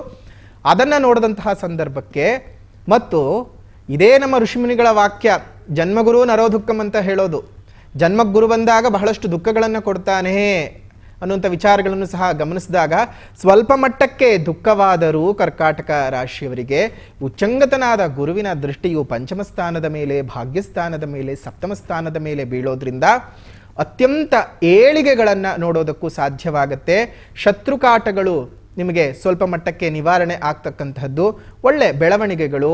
ಅದೇ ರೀತಿಯಾಗಿ ಕೈಗಾರಿಕೋದ್ಯಮಿಗಳಿಗಾಗಿದ್ದಿರಬಹುದು, ರಿಯಲ್ ಎಸ್ಟೇಟ್ ಮಾಡ್ತಾ ಇರ್ತಕ್ಕಂಥವ್ರಿಗೆ, ಸಿವಿಲ್ ಇಂಜಿನಿಯರ್ಸ್ಗಳಿಗೆ, ಮೆಡಿಕಲ್ ರೆಪ್ರೆಸೆಂಟೇಟಿವ್ಗಳಾಗಿ ಕೆಲಸವನ್ನು ಮಾಡ್ತಾ ಇರ್ತಕ್ಕಂಥವ್ರು, ಅಥವಾ ಮೆಡಿಕಲ್ ಫೀಲ್ಡ್ನಲ್ಲಿ ಯಾವುದೇ ವಿಭಾಗಗಳು ಆಗಿದ್ದಿರಬಹುದು, ಡಾಕ್ಟರ್ಗಳಾಗಿರಲಿ, ಸರ್ಜನ್ಗಳಾಗಿರಲಿ, ಅಥವಾ ಲ್ಯಾಬೊರೇಟರಿಗಳನ್ನು ನಡೆಸ್ತಾ ಇರ್ತಕ್ಕಂಥವ್ರು, ಇವರಿಗೆಲ್ಲರಿಗೂ ಸಹ ಒಳ್ಳೆ ಏಳಿಗೆ ಅನ್ನೋದು ಇದೆ. ಇನ್ನು ನಿಮಗೆ ಆದಾಯ 8 ಇದ್ದರೆ ಖರ್ಚು ಕೇವಲ 2. ಅದೇ ರೀತಿಯಾಗಿ ಆರೋಗ್ಯ 3, ಅನಾರೋಗ್ಯ 2, ರಾಜಪೂಜಾ 1, ರಾಜಕೂಪ 2, ಸುಖ 6, ದುಃಖ 3 ಇರುವಂತಹ ಸಂವತ್ಸರ. 80ರಿಂದ 85 ಭಾಗ ತುಂಬ ರಾಜಯೋಗ ಇರತಕ್ಕಂಥದ್ದು. ಚೆನ್ನಾಗಿದೆ, ಯೋಚನೆ ಮಾಡುವಂಥ ಅವಶ್ಯಕತೆ ಇಲ್ಲ. ಓಂ ಶ್ರಾಂ ಶ್ರೀಂ ಶ್ರೌಂ ಸಹ ಶಶಿಯೇನ್ ನಮಃ ಅಥವಾ ಚಂದ್ರಾಯ ನಮಃ ಅನ್ನುವಂತಹ ಈ ಒಂದು ಬೀಜಾಕ್ಷರಿಯನ್ನು ಪ್ರತಿನಿತ್ಯ ಉತ್ತರಕ್ಕೆ ಅಭಿಮುಖವಾಗಿ ಸಂಧ್ಯಾಕಾಲದಲ್ಲಿ ಪಠಣ ಮಾಡ್ತಾ ಬನ್ನಿ, ಶುಭವಾಗತ್ತೆ, ಒಳ್ಳೆಯದಾಗಲಿ. ಇನ್ನು ಸಿಂಹರಾಶಿಯವರ ವಿಚಾರಕ್ಕೆ ನಾವು ಬರೋದಾಯಿತು ಅಂತ ಹೇಳಿದ್ರೆ, ಸಿಂಹರಾಶಿ ನಿಮ್ಮ ರಾಶಿಗೆ ವ್ಯಯಕ್ಕೆ ಗುರುವಿನ ಪ್ರವೇಶ ಆಗತ್ತೆ. ಈಗ ಸದ್ಯಕ್ಕೆ ಗುರುಬಲ ಇದೆ, ಇನ್ನು 2.5 ತಿಂಗಳಷ್ಟೇ. ಜೂನ್ನಿಂದ ನಿಮ್ಗೆ ಆ ಗುರುಬಲ ಕಳ್ಕೊಂಡು, ಜೊತೆಗೆ ಈಗಾಗಲೇ ಅಷ್ಟಮ ಶನಿಯ ಪೀಡೆ ಬೇರೆ ನಡೀತಾ ಇರೋದ್ರಿಂದಾಗಿ ಅಷ್ಟಮ ಶನಿಯ ಪೀಡೆ ಜೊತೆಗೆ ಗುರುಬಲ ಇಲ್ಲದ ಒದ್ದಾಟ, ಹಿತಶತ್ರುಗಳ ಕಾಟ ಜಾಸ್ತಿ, ಹಣವ್ಯಯಗಳು ಜಾಸ್ತಿ ಆಗ್ತಕ್ಕಂತಹದ್ದು, ಇಲ್ಲ ಸಲ್ಲದ ಒಂದು ವಿಚಾರಗಳು ನಿಮ್ಮ ತಲೆಗೆ ಬಂದು ಕೂತ್ಕೊಳ್ತಕ್ಕಂತಹದ್ದು, ಕೌಟುಂಬಿಕ ಕಲಹಗಳು ಜಾಸ್ತಿ ಆಗತ್ವೆ, ಆರೋಗ್ಯದ ಮೇಲೆ ಪ್ರಭಾವ ತುಂಬಾನೇ ಕೆಡುಕಾಗಿ ಬೀರ್ತಕ್ಕಂತಹದ್ದು, ಮನೆಯಲ್ಲಿ ಅಶಾಂತಿಗಳು ಉತ್ಪತ್ತಿ ಆಗ್ತಕ್ಕಂಥದ್ದು, ಚಿನ್ನ ಹಿಡ್ಕೊಂಡ್ರೂ ಮಣ್ಣ ಆಗ್ತಕ್ಕಂಥ ಸಮಯ ಸಿಂಹರಾಶಿಯವರಿಗೆ. ನೀವು ಗುರುಶಾಂತಿ ಶನಿಶಾಂತಿಯನ್ನು ಮಾಡಿಸ್ಕೊಳ್ಳೋದು ಮರಿಬೇಡಿ. ಗುರುಶಾಂತಿ ಶನಿಶಾಂತಿ ತುಂಬ ಅವಶ್ಯಕತೆ ಇರ್ತಕ್ಕಂತಹದ್ದು. ನಿಮಗೆ ಈ ವರ್ಷ ಆದಾಯ 5 ಇದ್ದರೆ ವ್ಯಯವೂ ಸಹ 5, ಆರೋಗ್ಯನೂ ಒಂದೇ, ಅನಾರೋಗ್ಯವೂ ಒಂದೇ, 2 ಸಮಾನಾಂತರವಾಗಿ ಹೋಗ್ತಾ ಇರುತ್ತೆ. ರಾಜ ಪೂಜಾ 4, ರಾಜಕೋಪ 2, ಸುಖ 6, ದುಃಖ 3 ಇರ್ತಕ್ಕಂತಹದ್ದು. ಸ್ವಲ್ಪ ಸಿಂಹರಾಶಿಯವರಿಗೆ 2ರ ಪ್ರಭಾವವೂ ಸಹ ಉಗ್ರವಾಗಿ ಇರೋದ್ರಿಂದ ತಾಳ್ಮೆಯಾಗಿದ್ದು ಜೀವನನ ಮುಂದುವರಿಸುವಂಥದ್ದು ತುಂಬಾ ಒಳ್ಳೆಯದು. ಅದೇ ರೀತಿಯಾಗಿ ನೀವು ಆದಿತ್ಯ ಹೃದಯ ಸ್ತೋತ್ರವನ್ನು ಪ್ರತಿನಿತ್ಯ ಬೆಳಗ್ಗೆ ಸೂರ್ಯ ಹುಟ್ಟುವಂತಹ ಸಮಯದಲ್ಲಿ ಸೂರ್ಯನನ್ನು ನೋಡಿಕೊಂಡು ಆದಿತ್ಯ ಹೃದಯ ಸ್ತೋತ್ರವನ್ನು ಪಠಣ ಮಾಡಿ. ಶುಭವಾಗಲಿ, ಮಂಗಳವಾಗಲಿ, ಒಳ್ಳೆಯದಾಗಲಿ. ಇನ್ನು ಮುಂದಿನ ರಾಶಿ ಕನ್ಯಾ ರಾಶಿಯವರ ಜೀವನ ಹೇಗಿರುತ್ತೆ ಈ ಸಂವತ್ಸರದಲ್ಲಿ, ಏನು ಸುಖವಿದೆಯೋ ದುಃಖವಿದೆಯೋ, ಬೇವೇ ಸಿಗುತ್ತೋ ಬೆಲ್ಲವೇ ಬರುತ್ತೋ ಅನ್ನೋದನ್ನು ನೋಡೋದಾಯಿತು ಅಂತ ಹೇಳಿದ್ರೆ, ನೋಡಿ ಕನ್ಯಾ ರಾಶಿಯವರಿಗೆ ಆದಾಯ 8, ವ್ಯಯ 11, ಆರೋಗ್ಯ 6, ಅನಾರೋಗ್ಯ 6, ರಾಜಪೂಜಾ 0, ರಾಜಕೋಪ 5, ಸುಖ 6, ದುಃಖ 3. ಇದರಲ್ಲೇ ಗೊತ್ತಾಗ್ತಾ ಇದೆ ನಿಮಗೆ ಒಂದು ಹಂತಕ್ಕೆ ಶುಭ ಇದೆ, ಒಂದು ಹಂತಕ್ಕೆ ಅಶುಭ ಇದೆ. 50-50, 50 ಒಳ್ಳೇದಿದೆ, 50 ಕೆಡಕಿದೆ. ನೋಡಿ, ಶನಿ ದೃಷ್ಟಿ ನೇರವಾಗಿ ನಿಮ್ಮ ರಾಶಿಯ ಮೇಲೆ ಬೀರ್ತಾ ಇರೋದ್ರಿಂದ ನೀವೇ ಸೋಮಾರಿಗಳಾಗ್ಬಿಡ್ತೀರಿ. ಕೆಲಸಗಳ ಬಗ್ಗೆ ಜಾಗ್ರತೆ. ನಿಮ್ಮ ಭಾಗ್ಯಸ್ಥಾನದ ಮೇಲೆ ಶನಿ ದೃಷ್ಟಿ ಬಿದ್ದಿದೆ, ಭಾಗ್ಯೋದಯ ನಿಧಾನವಾಗಿ ಅಭಿವೃದ್ಧಿ ಆಗತಕ್ಕಂಥದ್ದು ಆಗ್ಬಿಡತ್ತೆ. ಜಾಗ್ರತೆಯಾಗಿರಬೇಕು. ಎಲ್ಲಿವರೆಗೂ? ಗುರುಬಲ ಬರೋವರೆಗೂ. ಗುರುಬಲ ಬಂದಾಗ ಶನಿ ಏನಾದರೂ ಕೆಲಸ ಮಾಡಲ್ವಾ ಅಂತ ಕೇಳಿದ್ರೆ, ನೋಡಿ, ಉಚ್ಚಂಗತನಾಗಿ ಬರ್ತಾ ಇರ್ತಕ್ಕಂತಹ ಗುರುವಿನ ಪ್ರಭಾವವು ನೇರವಾಗಿ ಶನಿಯ ಮೇಲೆ ದೃಷ್ಟಿಯನ್ನು ಕೊಡೋದ್ರಿಂದ, ಗುರುದೃಷ್ಟಿ ಶನಿ ಮೇಲೆ ಬಿದ್ದಾಗ ಅಲ್ಲಿಂದ ನಿಮಗೆ ಗೊತ್ತಿಲ್ಲದ ಹಾಗೆ ಚುರುಕುತನ ಬರುತ್ತೆ. ಹೊಸ ಕೆಲಸಗಳನ್ನು ಮಾಡ್ಕೊಳ್ತೀರಿ. ವಿದ್ಯಾರ್ಥಿಗಳಿಗೆ ಏಳಿಗೆ ಇರತಕ್ಕಂಥದ್ದು, ಕಾಂಪಿಟೇಟಿವ್ ಎಕ್ಸಾಮ್ಸ್ಗಳಿಗೆ ಹೋಗ್ತಕ್ಕಂಥ ವಿದ್ಯಾರ್ಥಿಗಳಾಗಿದ್ದಿರಬಹುದು, ಅಥವಾ ಹೈಯರ್ ಸ್ಟಡೀಸ್ ಮಾಡಬೇಕು, ಬೇರೆ ದೇಶಗಳಿಗೆ ಹೋಗಿ ಓದಬೇಕು ಅಂತ ಚಿಂತನೆ ಮಾಡುವಂತಹ ವಿದ್ಯಾರ್ಥಿಗಳಿಗೆ ಬಹಳ ಸುಂದರವಾಗಿರತಕ್ಕಂತಹ ಸಮಯ ಇದಾಗಿರುತ್ತೆ. ಸೊ ಚೆನ್ನಾಗಿರ್ತಕ್ಕಂತಹ ಸಮಯ. ಜಾಗ್ರತೆ. ಕೆಲ ವಿಚಾರಗಳಲ್ಲಿ ಯಾವುದೇ ಕಾರಣಕ್ಕೂ ಇಲ್ಸಲ್ಲದ ಇನ್ವೆಸ್ಟ್ಮೆಂಟ್ಗಳನ್ನು ಮಾಡ್ಕೊಳ್ಳುವಂಥದ್ದು, ಅಥವಾ ಬೇರೆಯವರನ್ನ ನಂಬಿ ಶ್ಯೂರಿಟಿಗಳನ್ನು ಕೊಡ್ತಕ್ಕಂತಹದ್ದು, ಲೇವಾದೇವಿ ಚಿಟ್ ಫಂಡ್ಸ್ ವ್ಯವಹಾರಗಳನ್ನು ಮಾಡ್ತಾ ಇರತಕ್ಕಂಥವ್ರು ಯಾವುದೇ ಕಾರಣಕ್ಕೂ ಪತ್ರದ ವ್ಯವಹಾರಗಳಿಲ್ಲದೆ ಅವ್ರಿಗೇನೋ ಒಂದು ಸಹಾಯ ಮಾಡಕ್ಕೆ ಹೋಗೋದು, ಈ ಥರದ್ದೆಲ್ಲ ಮಾಡಕ್ಕೆ ಹೋಗಬೇಡಿ, ಸಿಕ್ಕಾಕೊಳ್ಳುವ ಸಾಧ್ಯತೆಗಳಿರುತ್ತವೆ. ಜಾಗ್ರತೆಯಾಗಿದ್ದು ಕೆಲ ವಿಚಾರಗಳನ್ನು ಜೀರ್ಣಿಸ್ಕೊಂಡು ಮುಂದಕ್ಕೆ ಹೋಗಿ ಒಳ್ಳೆಯದಾಗಲಿ. ಅದೇ ರೀತಿಯಾಗಿ ನೀವು ಮಾಡ್ಕೊಳ್ಬೇಕಾಗಿರ್ತಕ್ಕಂತಹ ಪರಿಹಾರನಾದರೂ ಏನಪ್ಪ ಅಂತ ಹೇಳಿದ್ರೆ, ವಿಷ್ಣು ಸಹಸ್ರನಾಮದಲ್ಲಿ ಬರ್ತಕ್ಕಂತಹ ಈ ಸಾಲುಗಳನ್ನು 3 ಬಾರಿ ಹೇಳಬೇಕು. ಶ್ರೀರಾಮ ರಾಮ ರಾಮೇತಿ ರಮೇ ರಾಮೇ ಮನೋರಮೆ ಸಹಸ್ರರಾಮ ತತ್ತುಲ್ಯಂ ರಾಮನಾಮ ವರಾನನೆ. ಶ್ರೀರಾಮ ರಾಮ ರಾಮೇತಿ ರಮೇ ರಾಮಿ ಮನೋರಮೆ ಸಹಸ್ರನಾಮ ತತ್ತುಲ್ಯಂ ರಾಮನಾಮ ವರಾನನೆ. ಶ್ರೀರಾಮ ರಾಮ ರಾಮೇತಿ ರಮೇ ರಾಮಿ ಮನೋರಮೆ ಸಹಸ್ರನಾಮ ತತ್ತುಲ್ಯಂ ರಾಮನಾಮ ವರಾನನೆ. ಇದನ್ನು 3 ಬಾರಿ ಹೇಳಿದಾಗ ಇಡೀ ವಿಷ್ಣು ಸಹಸ್ರನಾಮದ ಪಠಣ ಮಾಡಿದಂತಹ ಪುಣ್ಯದ ಫಲ. ಜೊತೆಗೆ ಇದನ್ನು ಸಂಕಲ್ಪಪೂರ್ವಕವಾಗಿ ಮಾಡಬೇಕು. ಅಂದರೆ ಇದನ್ನು ನಾನು ಯಾಕೆ ಹೇಳ್ತಾ ಇದ್ದೀನಿ ಅನ್ನೋದನ್ನು ಹೇಳಿ ಅದಾದ ನಂತರ ಇದನ್ನು ಪಠಣ ಮಾಡ್ತಾ ಬನ್ನಿ. ಬೆಳಗ್ಗೆ 3 ಬಾರಿ, ಮಧ್ಯಾಹ್ನ 3 ಬಾರಿ, ಸಂಜೆ 3 ಬಾರಿ ಮಾಡೋದ್ರಿಂದ ಒಳ್ಳೆ ಏಳಿಗೆ ಉಂಟಾಗ್ತದೆ. ಶುಭವಾಗಲಿ. ಅದೇ ರೀತಿಯಾಗಿ ಮುಂದಿನ ರಾಶಿಯನ್ನು ಗಮನಿಸೋದಾಯಿತು ಅಂತ ಹೇಳಿದ್ರೆ, ವಿಶೇಷವಾಗಿ ತುಲಾರಾಶಿ. ತುಲಾರಾಶಿಯವರಿಗೆ ಗುರುಬಲವೂ ಇದೆ, ಶನಿ ಬಲವೂ ಇದೆ, ವೈಭೋಗದ ಜೀವನ ಒಳ್ಳೆಯದಿದೆ. ಇನ್ನೆಷ್ಟು ದಿನ ಒಳ್ಳೆಯದಾಗುತ್ತೆ ಗುರುಗಳೇ, ಗುರುಬಲ ಕಳ್ಕೊಳ್ತಿದ್ದೀವಲ್ಲ ಅನ್ನುವಂಥ ಯೋಚನೆಯೂ ಬರ್ತದೆ. ಏನು ಕಳ್ಕೊತಾ ಇಲ್ಲ, ಯೋಚನೆ ಬೇಡ, ಯಾವುದೇ ಕಾರಣಕ್ಕೂ ಕಳ್ಕೊಳ್ಳುತ್ತಿಲ್ಲ. ನಿಮಗೆ ಒಳ್ಳೆ ರೀತಿಯಾಗಿರ್ತಕ್ಕಂತಹ ಸ್ಥಾನಕ್ಕೆ ಗುರು ಬರ್ತಾ ಇರ್ತಕ್ಕಂಥದ್ದು. 10ನೇ ಮನೆಗೆ ಬರ್ತಾನೆ. ಕೆಲಸವಿಲ್ಲದೆ ಒದ್ದಾಡ್ತಾ ಇರುವಂತಹ ನಿರುದ್ಯೋಗಿಗಳಿಗೆ ಒಳ್ಳೆ ಕೆಲಸ ಸಿಗುತ್ತೆ. ನಿಮ್ಮ ನಿರೀಕ್ಷೆನೂ ಮಾಡಿರಲ್ಲ ನಮಗಿಷ್ಟು ಒಳ್ಳೆ ಕೆಲಸಗಳು ಸಿಗುತ್ತೆ ಅಂತ. ಮೇಲಧಿಕಾರಿಗಳಿಂದ ನಿಮಗೆ ಒಳ್ಳೆ ಶ್ರೀರಕ್ಷೆ ಸಿಗ್ತಕ್ಕಂಥದ್ದು, ಒಳ್ಳೆ ಪ್ರಮೋಷನ್ನು, ಇಂಕ್ರಿಮೆಂಟ್ ಬರ್ತಕ್ಕಂಥದ್ದು, ನಿಮ್ಮ ಜೀವನ ಎಲ್ಲೋ ಒಂದು ಕಡೆ ಚೆನ್ನಾಗಾಗಿ ಒಳ್ಳೆ ರೀತಿಯ ಬದಲಾವಣೆಗಳು, ಅದರಲ್ಲೂ ಸರ್ಕಾರಿ ಕೆಲಸದ ಆಕಾಂಕ್ಷಿಗಳಿಗೆ ಸರ್ಕಾರದ ಕೆಲಸಗಳು ಸಿಗ್ತಕ್ಕಂಥದ್ದು, ಒಳ್ಳೆಯ ಬೆಳವಣಿಗೆಗಳು ಉಂಟಾಗುವಂಥದ್ದು. ನಿಮಗೆ ಟ್ರಾನ್ಸ್ಫರ್ ಸಿಗ್ತಾ ಇಲ್ಲ ಅಂತ ಯೋಚನೆ ಮಾಡ್ತಾ ಇದ್ದೀರಾ, ಇಂಕ್ರಿಮೆಂಟ್ ಕೊಡ್ತಾ ಇಲ್ಲ ಅಂತ ಯೋಚನೆ ಮಾಡ್ತಾ ಇದ್ದೀರಾ ತುಲಾರಾಶಿಯವರು, ಈ ವರ್ಷ ನಿಮ್ಗೆ ಬಂದೇ ಬರುತ್ತೆ. ಹುಷಾರಾಗಿರಬೇಕು. ನಿಮ್ದು ಏನು ಅಂತಂದರೆ ಬೇರೆಯವರದ್ದನ್ನೆಲ್ಲ ನನ್ನ ಸಮಸ್ಯೆ ಅಂತ ಅಂದ್ಕೊಂಡು ಜೀವನ ಮಾಡೋದು, ಅದೊಂದು ಬಿಟ್ಬಿಡಿ. ಕಂಡ್ಕಂಡವ್ರಿಗೆ ಸಹಾಯ ಮಾಡೋದು, ಕಂಡ್ಕಂಡವ್ರಿಗೆ ಹೆಲ್ಪ್ ಮಾಡೋದು ಬಿಟ್ಬಿಡಿ. ಅಪಾತ್ರರಿಗೆ ನಾವು ದಾನವನ್ನೇ ಕೊಡಬಾರ್ದು ಅಂತ ಶಾಸ್ತ್ರ ಹೇಳುತ್ತೆ. ನೀವು ಅಪಾತ್ರರಿಗೆ ಸಹಾಯವನ್ನೇ ಮಾಡ್ಕೊಂಡು ಕೂತ್ಕೊಳ್ತೀರಾ. ಯಾಕಂದರೆ ಈ ಒಂದು ತುಲಾರಾಶಿಯವರು ತುಂಬಾ ಒಂದು ರೀತಿಯಾಗಿ ತುಂಬ ಪ್ರೀತಿಯನ್ನು ಬಯಸ್ತಕ್ಕಂತಹ ಜನ. ಒಬ್ಬರು ಪ್ರೀತಿಯಲ್ಲಿ ಮಾತಾಡಿಸಿದ್ರೆ ಅವ್ರು ಒಳ್ಳೆಯವರು ಅಂತ ಅಂದ್ಕೊಂಡ್ಬಿಡ್ತಾರೆ, ಆದರೆ ಅವ್ರ ಹಿಂದಿನ ಉದ್ದೇಶ ಏನು ಅಂತ ತಿಳ್ಕೊಳ್ಳೋದ್ರಲ್ಲಿ ಸೋತ್ ಹೋಗ್ಬಿಡ್ತಾರೆ. ಹುಷಾರು. ನೀವು ಮಾಡ್ಕೊಳ್ಬೇಕಾಗಿರ್ತಕ್ಕಂತಹ ಪರಿಹಾರನಾದರೂ ಏನಪ್ಪ ಅಂತ ಹೇಳಿದ್ರೆ, ಈ ಒಂದು ಸಂವತ್ಸರದಲ್ಲಿ ಆಪದುದ್ಧಾರಕ ದೀಪದುರ್ಗಾ ಸ್ತೋತ್ರದ ಪಠಣವನ್ನು ಪ್ರತಿನಿತ್ಯ ಸಂಜೆ ದೇವರಿಗೆ ದೀಪವನ್ನು ಹಚ್ಚಿ ಈ ಸ್ತೋತ್ರವನ್ನು ಪಠಣ ಮಾಡಿ.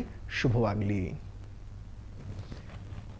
ಗುರುಜಿ, ಅಂದರೆ ನನಗೆ ಇಲ್ಲಿ ಸಾಕಷ್ಟು ಅಂದರೆ ಒಂದು ಡೌಟ್ ಅಂತ ಹೇಳ್ಬೋದು. ಇವಾಗ ನಾವು ಹುಟ್ಟಿದಾಗ ಆರಂಭದಲ್ಲಿ ನಮ್ಮ ಹುಟ್ಟಿದ ದಿನಾಂಕದ ಮೇಲೆ ಈ ರಾಶಿಗಳು ಎಲ್ಲ ಆಧಾರ ಆಗುವಂಥದ್ದು. ಇದೆಲ್ಲ ಯಾವಾಗ ಅಪ್ಲೈ ಆಗಕ್ಕೆ ಸ್ಟಾರ್ಟ್ ಆಗುತ್ತೆ? ಅಂದರೆ ಹುಟ್ಟಿದ ಮಗುಗೇನೆ ಆರೋಗ್ಯದ್ದು ಆಗಿರ್ಬೋದು, ಏನಾದರೂ ಬದಲಾವಣೆಗಳಾಗುತ್ತಾ ಅನ್ನೋದು ಆಗಲೇ ಆರಂಭ ಆಗ್ತಾ ಹೋಗುತ್ತಾ? ಖಂಡಿತ ಹೌದು. ಅದಕ್ಕೆ ಅಲ್ವಾ ಜನ್ಮ ಜಾತಕ ಅಂತ ಬರ್ಸೋದು. ಮಗು ಭೂಮಿಗೆ ಬಂದ ತಕ್ಷಣವೇ ಆ ಸಮಯದ ನಕ್ಷತ್ರ, ಆ ಸಮಯದಲ್ಲಿ ಸೂರ್ಯನ ಕಿರಣ ಯಾವ ರಾಶಿಗೆ ಬೀಳ್ತಾ ಇದೆ ಅದು ಲಗ್ನ, ಅಲ್ಲೇ ಜಾತಕ ಸೃಷ್ಟಿಯಾಗತಕ್ಕಂಥದ್ದು. ಭೂಮಿಗೆ ಬಂದಾಗ ಲೆಕ್ಕ, ಹೊಟ್ಟೆಲಿದ್ದಾಗ ಲೆಕ್ಕ ಇಲ್ಲ.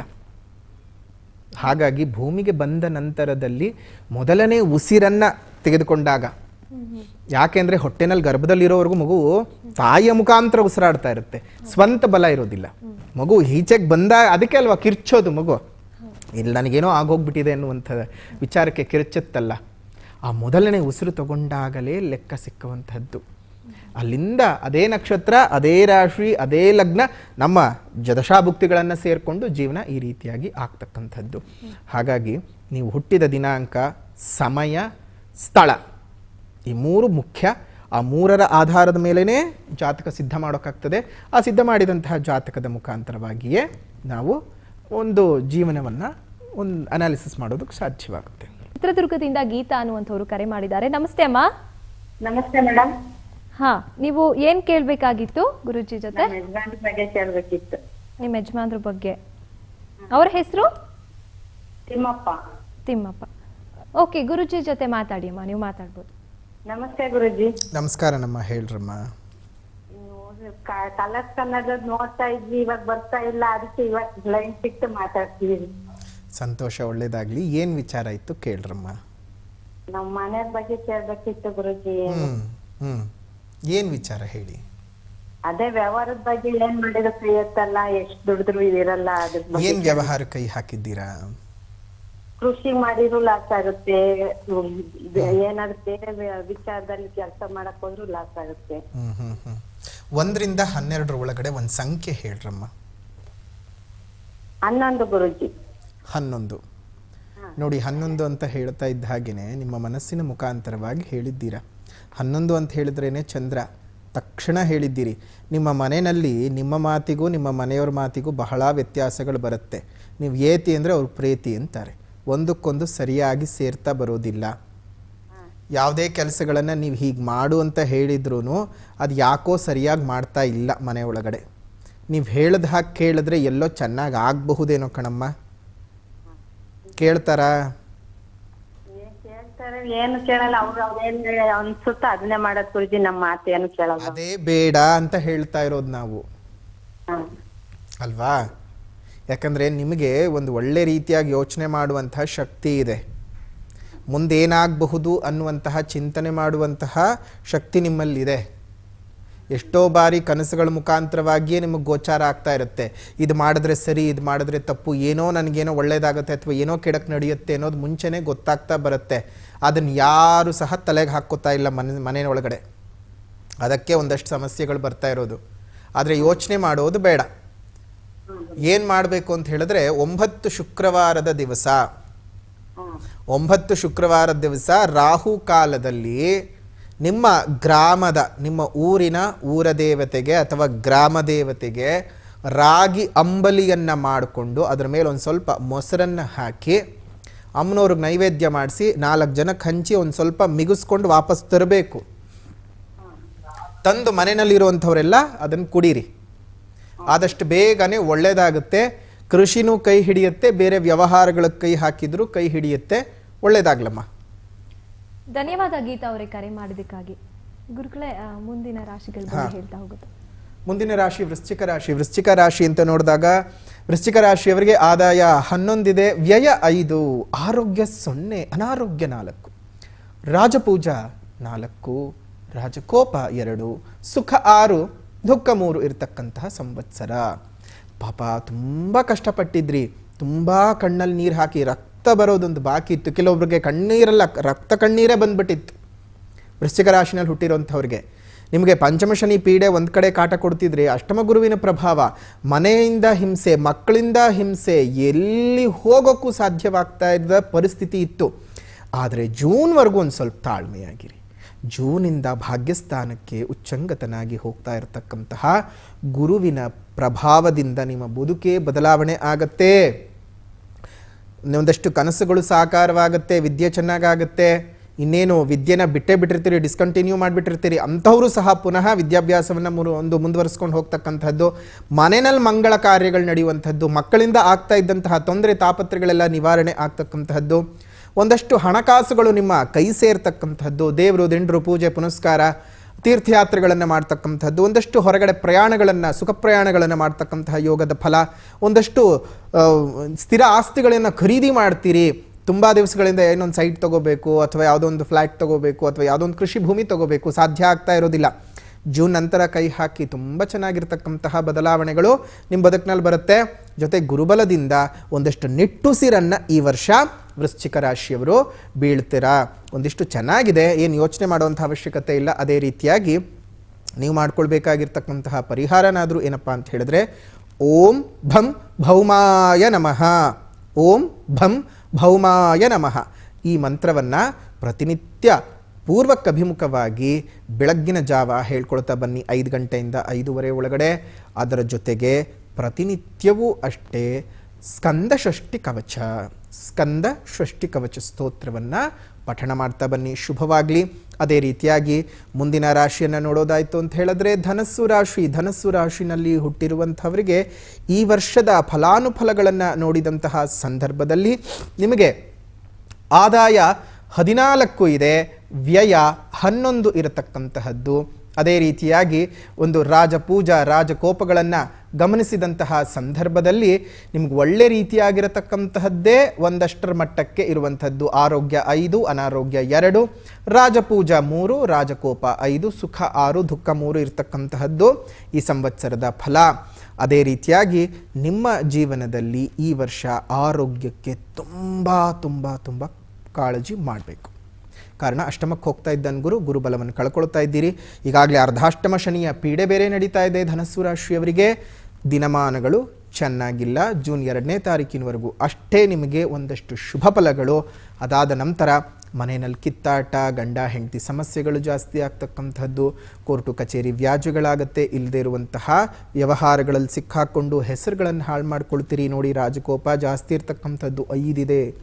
ಹುಷಾರು, ಜಾಗ್ರತೆ. ನಿಮ್ಮ ದಿನಮಾನಗಳು ತುಂಬಾ ಕಠಿಣವಾಗಿದೆ. ಒಂದು ಹೆದರ್ಕೊಳ್ಳುವಂಥ ಅವಶ್ಯಕತೆ ಇಲ್ಲ. ನಿಮ್ಮ ಇದು ಗೋಚಾರದ ಫಲ ಅಷ್ಟೇ. ನಿಮ್ಮ ಜನ್ಮಜಾತಕದಲ್ಲಿ ಏನಾದರೂ ಒಳ್ಳೆ ರೀತಿಯಾದಂಥ ದಶಾಭುಕ್ತಿಗಳು ನಡೀತಾ ಇತ್ತು ಅಂದರೆ ಇವುಗಳ ಪ್ರಭಾವ ಕಡಿಮೆ ಆಗಿ ಹೋಗುತ್ತೆ. ಹಾಗಾಗಿ ಒಂದ್ಸಲ ನಿಮ್ಮ ಜನ್ಮಜಾತಕದಲ್ಲಿ ಏನು ಭುಕ್ತಿ ನಡೀತಿದೆ ನೋಡ್ಕೊಳ್ಳಿ, ಒಳ್ಳೆಯದಾಗಲಿ.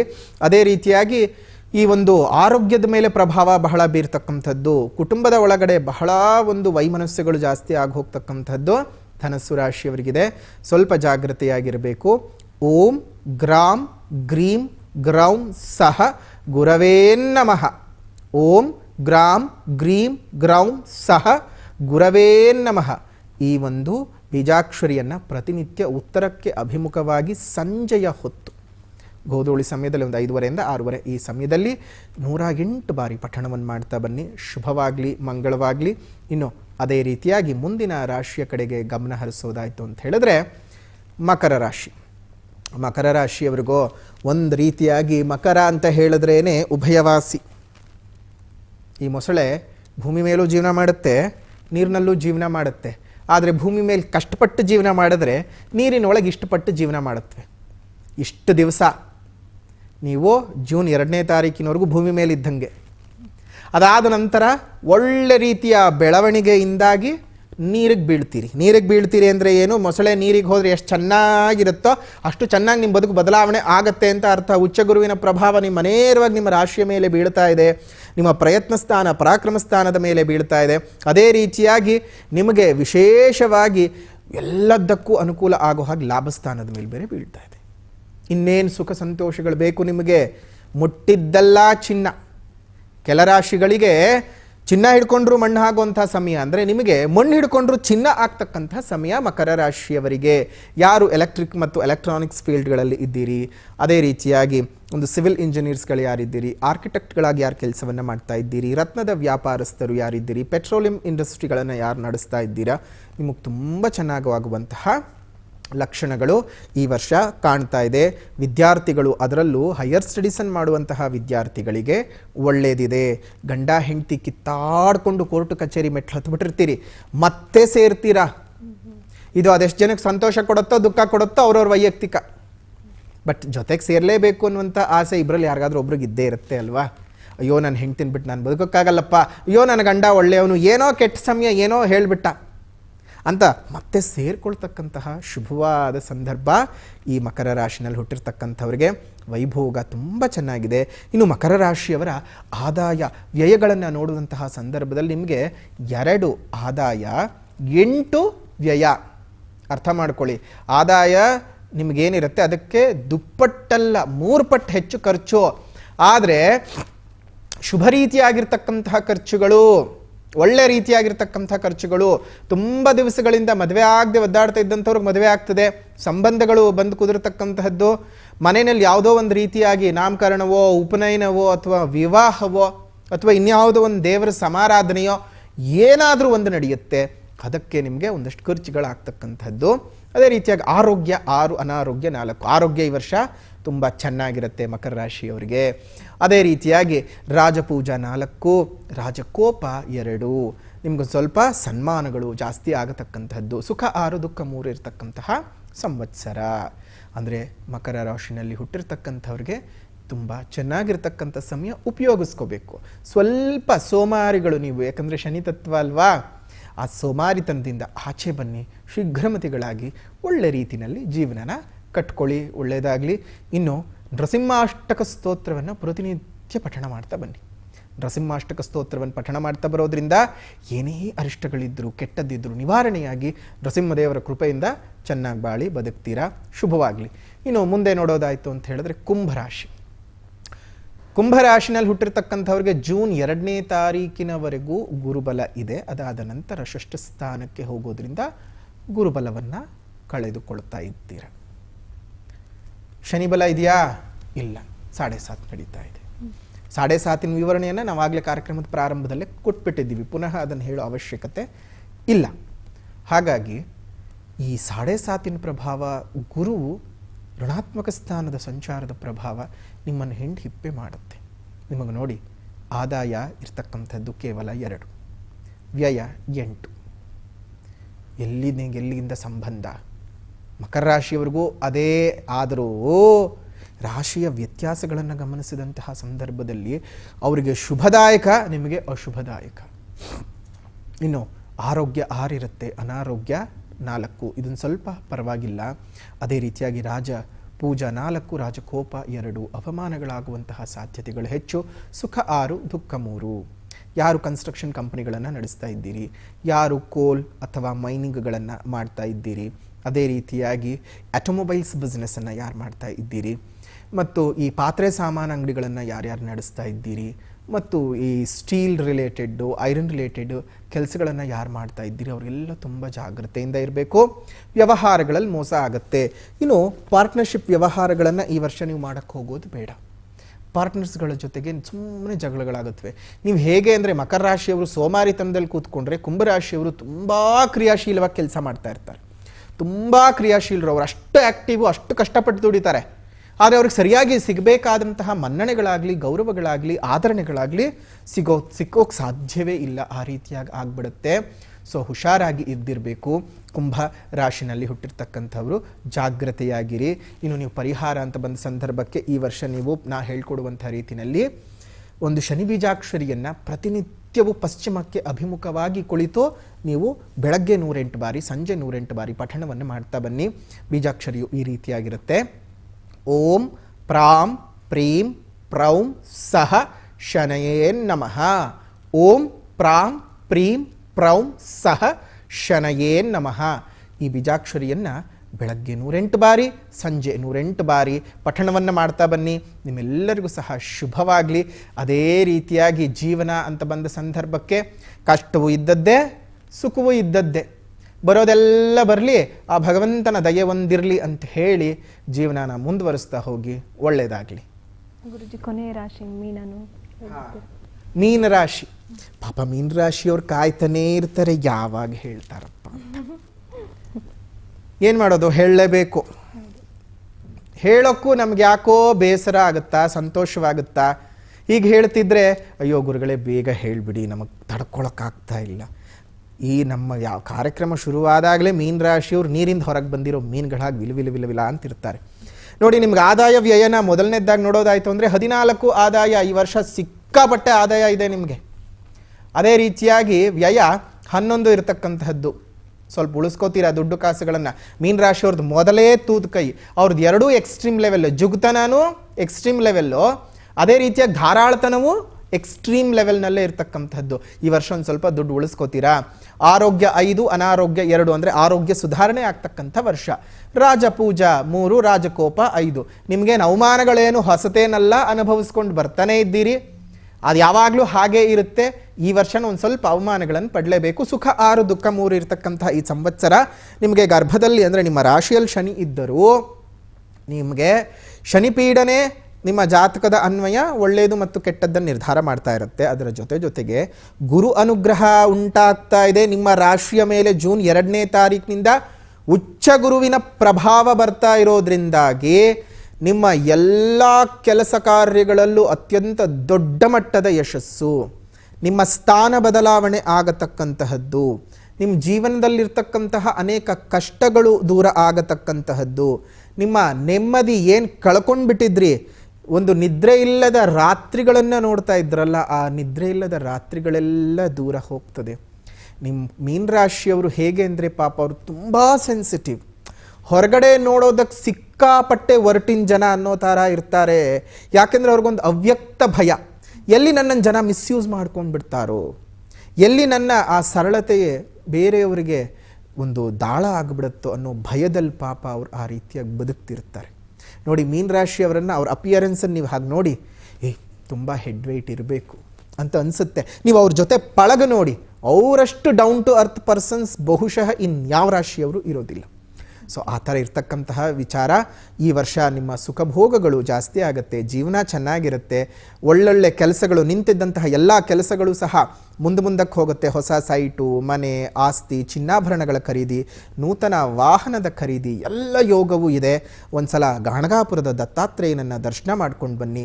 ಸಾಧ್ಯವಾಗದೇ ಇರತಕ್ಕಂಥವರು ದತ್ತ ಚರಿತ್ರೆಯನ್ನು ಮನೆಯಲ್ಲೇ ಇಟ್ಕೊಂಡು ಪ್ರತಿನಿತ್ಯ ಎಷ್ಟಾಗುತ್ತೆ ಅಷ್ಟು ಪಠಣವನ್ನು, ಪಾರಾಯಣವನ್ನು ಮಾಡ್ತಾ ಬನ್ನಿ. ಶುಭವಾಗಲಿ, ಮಂಗಳವಾಗಲಿ, ಎಲ್ಲರಿಗೂ ಸಹ ಒಳ್ಳೆಯದಾಗಲೇಬೇಕು. ನಮಗೆ ಯಾವಾಗಲೂ ಸಹ ಅಷ್ಟೇ, ಜೀವನ ಸುಖ ಮತ್ತು ದುಃಖಗಳು ಇದ್ದದ್ದೇ. ಅದಕ್ಕೆ ಏನು ಹೇಳ್ತಾರೆ ನಮ್ಮ DVG, ಹುಲ್ಲಾಗು ಬೆಟ್ಟದಡಿ ಮನೆಗೆ ಮಲ್ಲಿಗೆಯಾಗು, ಕಲ್ಲಾಗು ಕಷ್ಟಗಳ ಮಳೆಯ ವಿಧಿ ಸುರಿಯೇ, ಬೆಲ್ಲ ಸಕ್ಕರೆಯಾಗು ದೀನ ದುರ್ಬಲರಿಂಗೆ, ಎಲ್ಲರೊಳಗೊಂದಾಗೋ ಮಂಕುತಿಮ್ಮ. ಆ ರೀತಿಯಾಗಿ ಬದುಕಿ. ಧನ್ಯವಾದ ಗುರುಜಿ, ಕಾರ್ಯಕ್ರಮದಲ್ಲಿ ಭಾಗಿಯಾಗಿದ್ದಕ್ಕಾಗಿ. ಹಾಗೆಯೇ ಸಾಕಷ್ಟು ವಿಚಾರಗಳನ್ನು ಎಲ್ಲ ರಾಶಿಯವರೆಗೂ ನೀವು ಒಟ್ಟುಗೂಡಿ ತಿಳಿಸ್ಕೊಟ್ಟಿದ್ದೀರಾ. ಧನ್ಯವಾದ ಗುರುಜಿ. ನೋಡ್ತಿರಲ್ಲ ವೀಕ್ಷಕರೇ, ನೀವು ಕೂಡ ಕಾಯ್ದು ಇರ್ತೀರಾ ನನ್ನ ರಾಶಿಯ ಫಲಾಫಲಗಳು ಯಾವ ರೀತಿ ಇರುತ್ತೆ, ಯುಗಾದಿಯಿಂದ ಏನೇನು ಬದಲಾವಣೆಗಳಾಗುತ್ತೆ ಅಂತ. ಎಲ್ಲದಕ್ಕೂ ಕೂಡ ಗುರೂಜಿಯಿಂದ ಉತ್ತರ ಸಿಕ್ಕಿದೆ. ಅದನ್ನ ಸರಿಪಡಿಸ್ಕೊಂಡು ನಿಮ್ಮ ಜೀವನಕ್ಕೆ ಅಳವಡಿಸ್ಕೊಂಡು ಹೋಗ್ತಾ ಇರಿ. ಹಾಗೇನೆ ನೋಡ್ತಾ ಇರಿ ರಾಜ್ ನ್ಯೂಸ್ ಕನ್ನಡ, ಜನಸೇವೆಗೆ ನಾವು ಸದಾ ಸಿದ್ಧ.